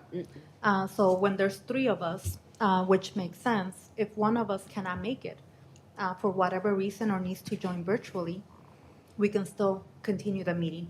Versus when we had 2 people, if one of them couldn't make it, we had to cancel the meeting. Okay, so I must be mistaken then, but if we slight don't have the modification. admin, then we would still have the meeting? We wouldn't have the meeting. It's best practice to have the administrators and also legal counsel to guide us in that conversation, in those conversations. Well, right, I agree with that. But I guess my point was if one of them is not there, then we would not have a quorum. We would not have the meeting. Trustee Harris, a quorum simply is a majority of the membership. So if there's 3 members on the committee, you have to have 2 there to have a quorum. From the board. From the board, not the committee. Well, the committee are the trustees assigned to the committee. Okay. The committee does not include anybody from staff at the college.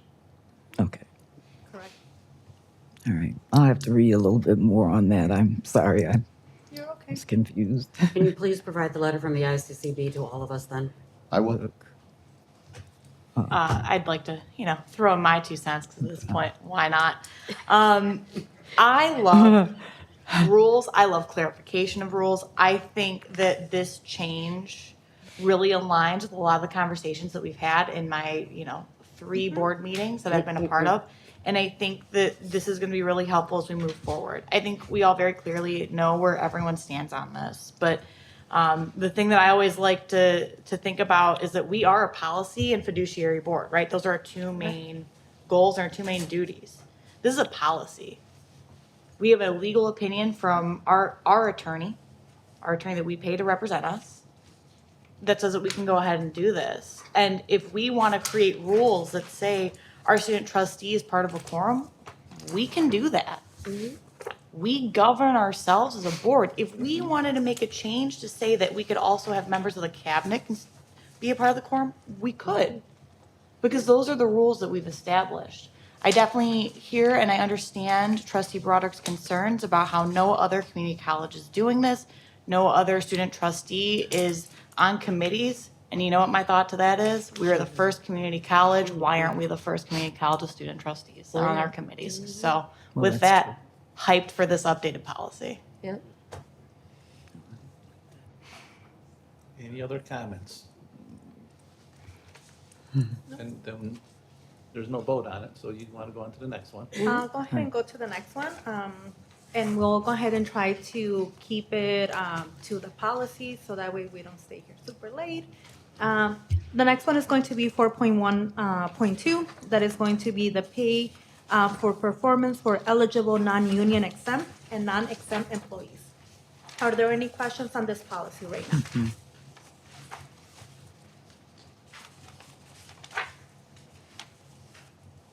No. I have one. The institutional performance reward has instead been changed to the design thinking initiative, correct? Sorry if I'm mistaken. No, it's okay. Trustee Bishop, those are different things. Yeah. So for this one specifically, we added some language about the new employment, well, let's try again, new employees hired after the annual performance evaluation. We added some additional metrics and additional language to that, but I can go ahead and pass it over to Judy for additional information on that, like a recap.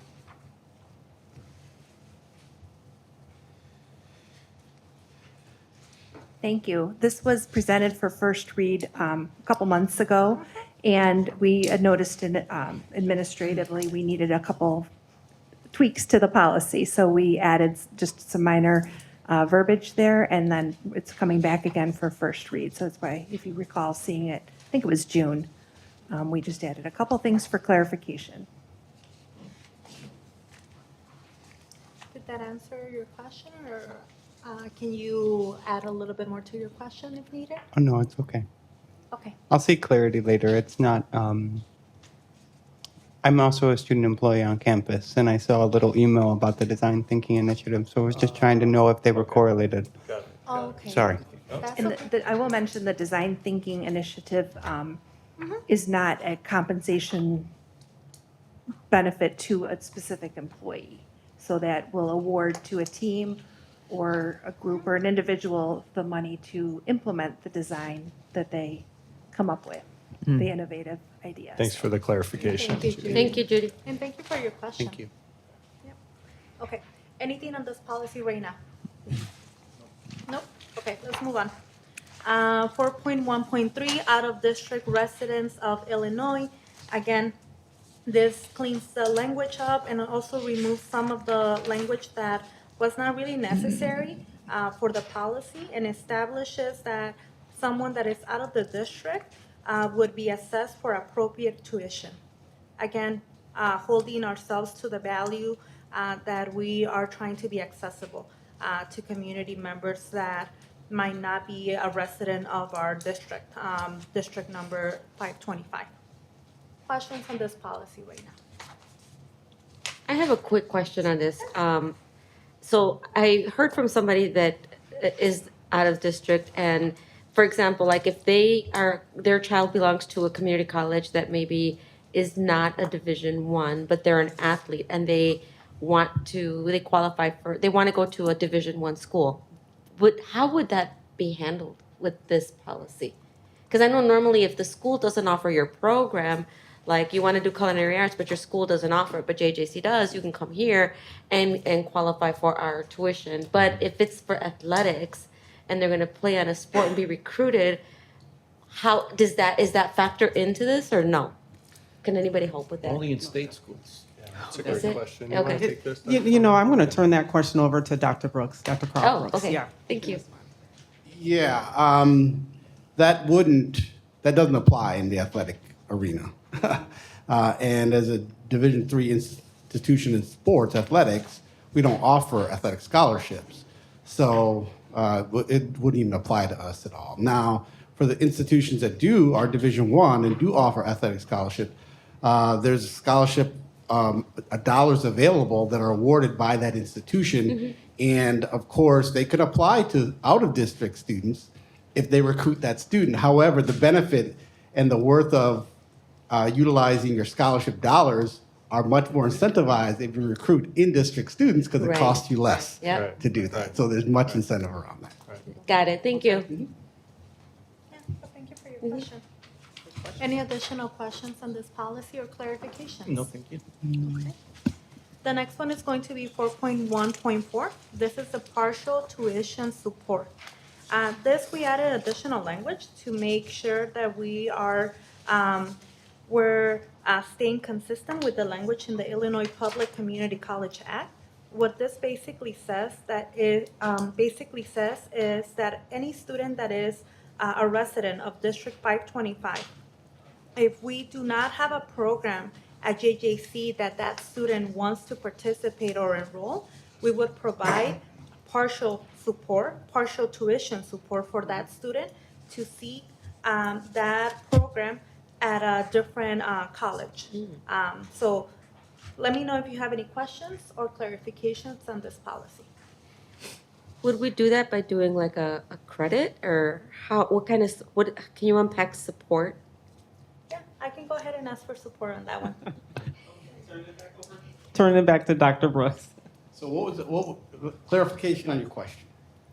Because she said here that this policy says that we would provide support if we don't offer the program here. So how do we unpack support? What does that mean? Partial tuition. Partial tuition, right. Is it a stipend or do we just a credit? How do we do that? That's a good question in terms of what support looks like. If the registrar's office has legalities of what that support would look like and what the request would be, as they were working through updating this policy as well. Okay. But the details of the support would be dependent on what the individual needs of the students would be or what the request would be.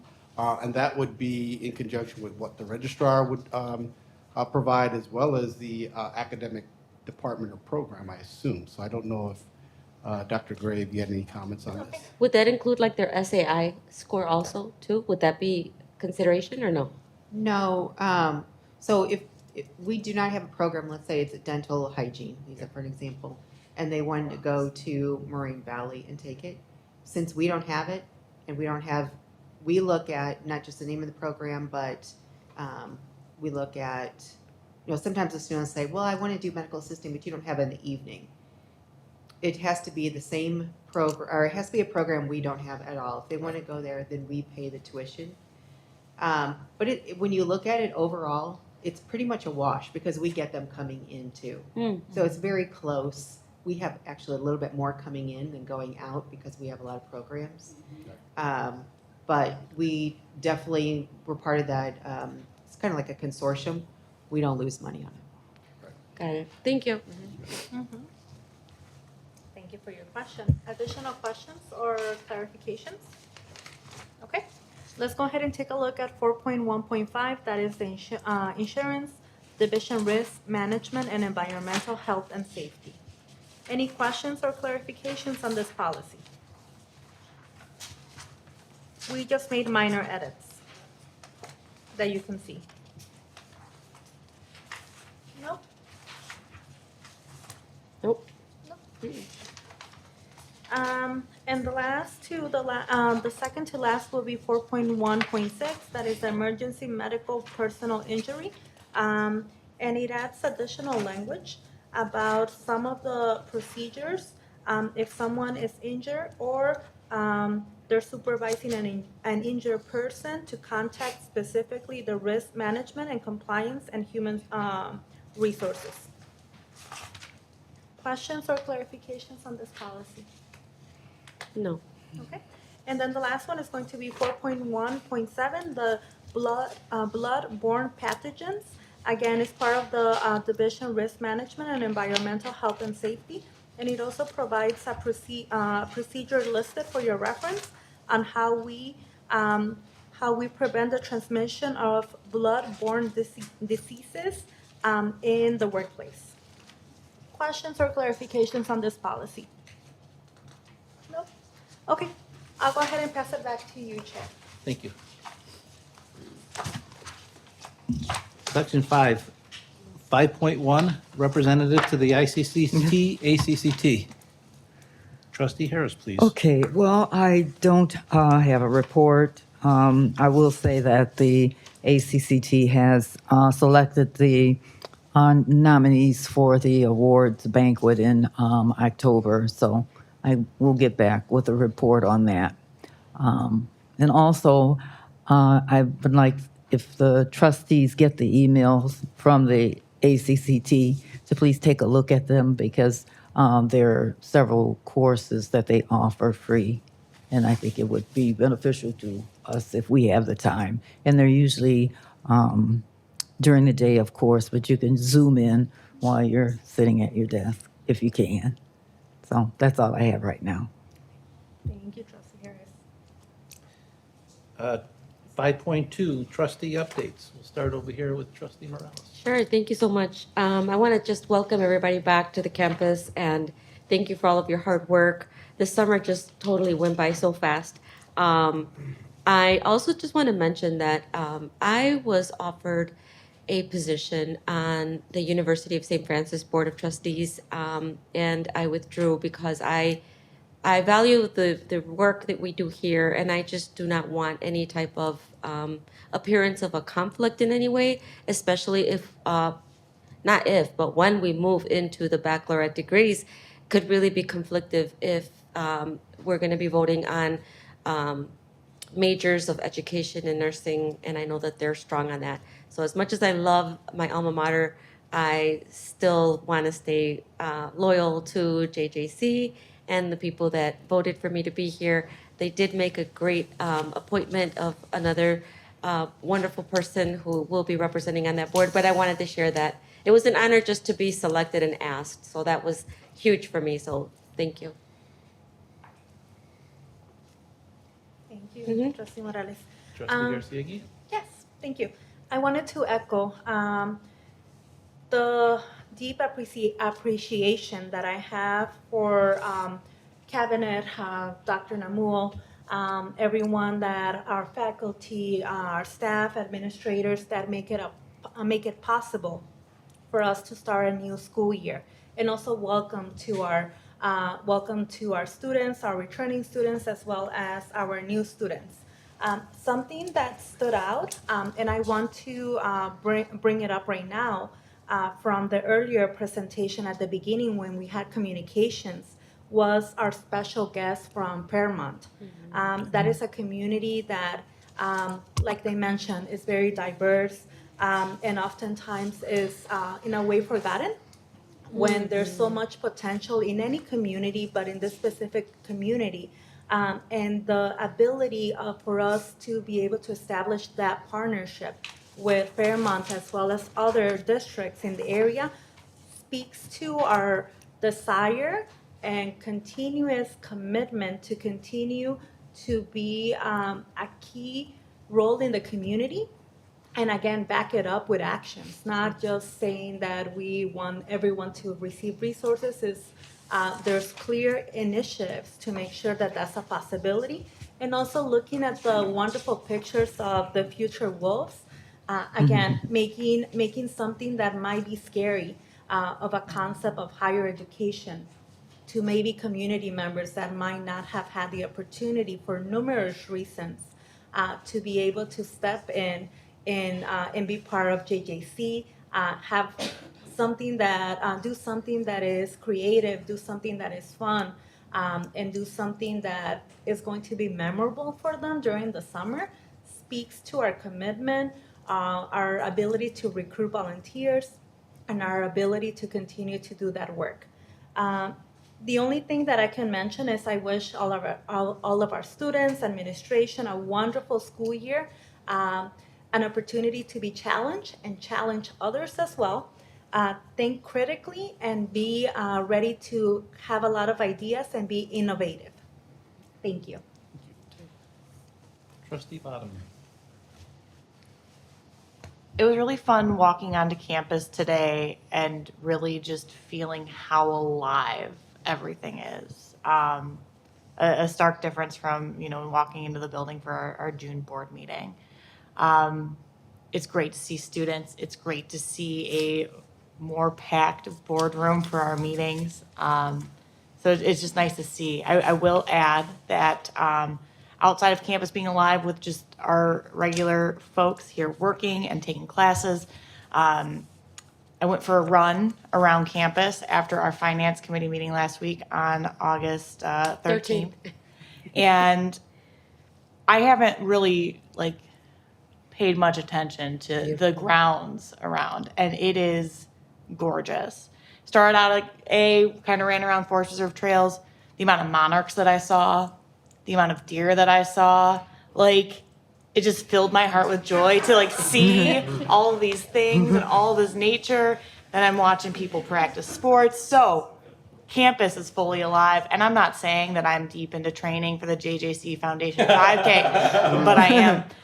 So if anyone wants to join me for a run around campus, let me know. I'm more than happy to share some miles. I will be honest, I endlessly talk while running, so I don't know who's being punished, me or whoever runs with me.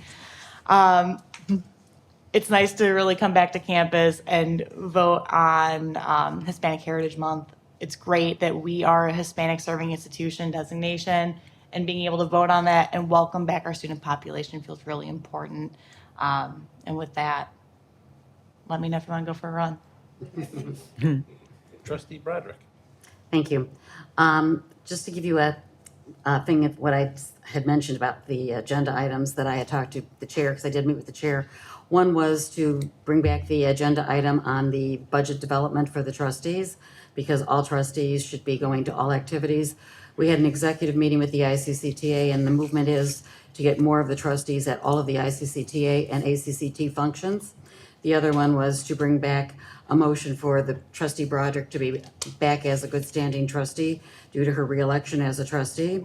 Third, what option was that third motion I was looking for was to look at the KGG billing. I understand we had option 1, 2, and 3. Today I got that it was option 3. I don't know where the board voted for option 3, which was hourly. So I would like that explained, and I wanted that identified on the agenda. Option 4 was to revise any of the travel budget that we've done so that we are all included, so all trustees are allowed to go. So when we have something that comes up, whether it be a sponsored event or whatever, all trustees are emailed so they know about all the fun events. I also asked for a closed session for a personal issue on 2C1. I've also asked for a lobbyist report because we're paying $10,000 a month compared to what we were paying $5,000 a month. So I asked what the lobbyist is doing. I asked also for a detailed breakdown of if we're doing summer hours of remote. I'm also asking if we can do committees of a whole, because it seems like we have more problems with the student trustee as the quorum issue, and none of the state issue, the state statute and the Illinois Community College Act is being violated if we do what council is telling us to do. And I think that's wrong, that we should be doing and giving the student trustee the ability to be considered in the quorum. And also, I am looking for goals for the president, because we were told that that was going to be done at this meeting, and I'm still looking for where the goals are. Thank you. Trustee Harris. Yep. I'd like to say welcome back to everyone, the students, and also I was happy to attend the golf outing, and I'm getting pretty good with my stroke.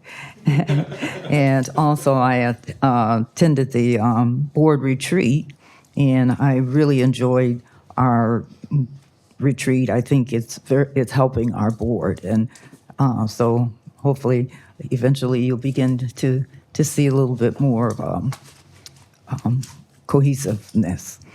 I also attended the State of the College for Working Women. Of course, our president had mentioned that earlier, but I thought that the two presidents that really shared the information, that the women's organization was very open to the concept of the college, the community college, along with the university. And there were a few items that I got out of it, but I was surprised. So I think you guys are a great working team. Yep. And then also the convocation. I attended the convocation, and I thought the exercise was excellent. And so I'm looking forward to having Dr. Newell present that to the board in some kind of way whenever it can fit into our time, maybe at one of our retreats or something like that. And then lastly, Trustee Nancy did mention about the Forest Park. Is it Forest Park or Fairmont? Yeah, the Fairmont and their involvement with the wolves. I think that's excellent, especially when it's provided for underserved communities. And I just look forward to the success in years to come. I'm sure I'll be alive. And so, so when they enter and leave here, they'll have the story about how they were introduced to college, and we'll know that they'll be our future wolves. So that is really something to be proud of at the junior college, that we will have hands-on in creating their future. So I think that's about it, and I yield back.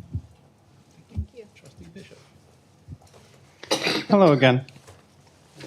So I'd just like to say welcome back, everyone. Not only administration, faculty, but everyone. New students, returning students. We already went over that in my student trustee report, but that doesn't diminish your value.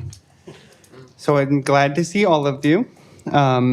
Really quickly, I wanted to also express thanks for the way the grounds look. I mean, they look absolutely stunning. I saw the new trees going up maybe about a month ago, and to see that it's already done and looking as good as it does, I mean, not only is campus alive with students, but with wildlife too. So it's good to see that.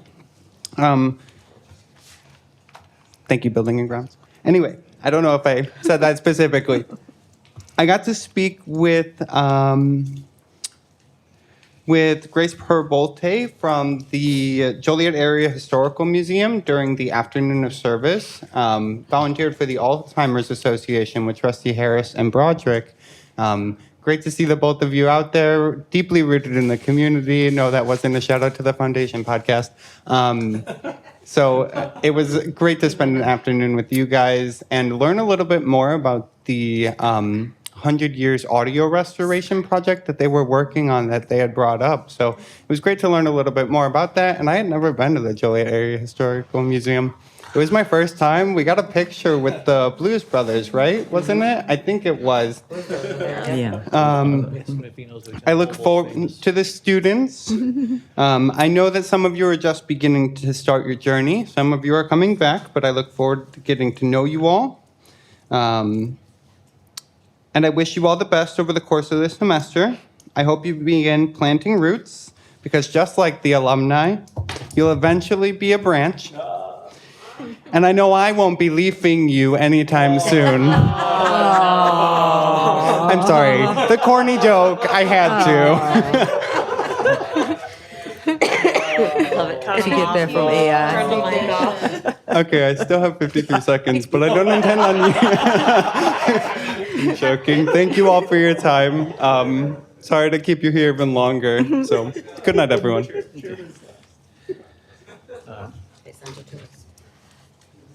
Item 5.3, the chair report. And you guys know I do not like giving these at all. Usually it's because we're trying to get out of here. But I have 3 words here that the definitions have been really, really blurred on this board. One is privilege, one is entitlement, and the other one's responsibility / code of conduct. Being a board member here is certainly a privilege. It is fun to be responsible or be a part of all of what we all just proclaimed, the greatness of all these students on campus this week. But that's a privilege that I get as serving. It does not give me any entitlements or any other privileges that nobody else has. I don't get to go to every single event and charge the college for it. I certainly don't get to go on my own and go to events and say, don't worry, JJC will pay for it. That's an entitlement. I don't get to go everywhere. I get to go to the training that's required.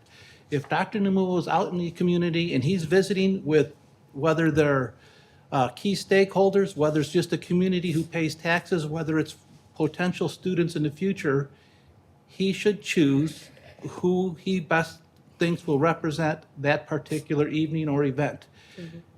We have a policy that says, however, that it has to be a trustee in good standing.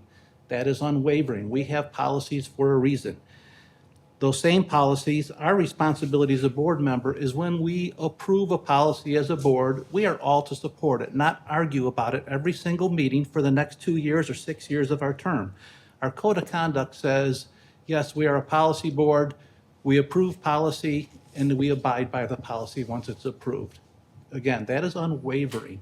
It has nothing to do with privilege. It's certainly, we're not entitled to anything. With that, I'm going to conclude that portion of the chair report. Just my thought on these three definitions that are really disturbing tonight. Which brings me to agenda item number 6. This time the chair is requesting to go into closed session for under 2C11. I need a motion. Motion. to- Second.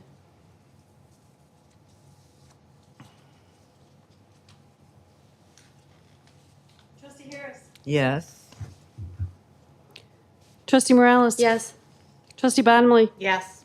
Trustee Broderick. Yes. Trustee Bazinski. Yes. Trustee Garcia Guillen. Yes. Trustee Bishop. Yes. Motion carries.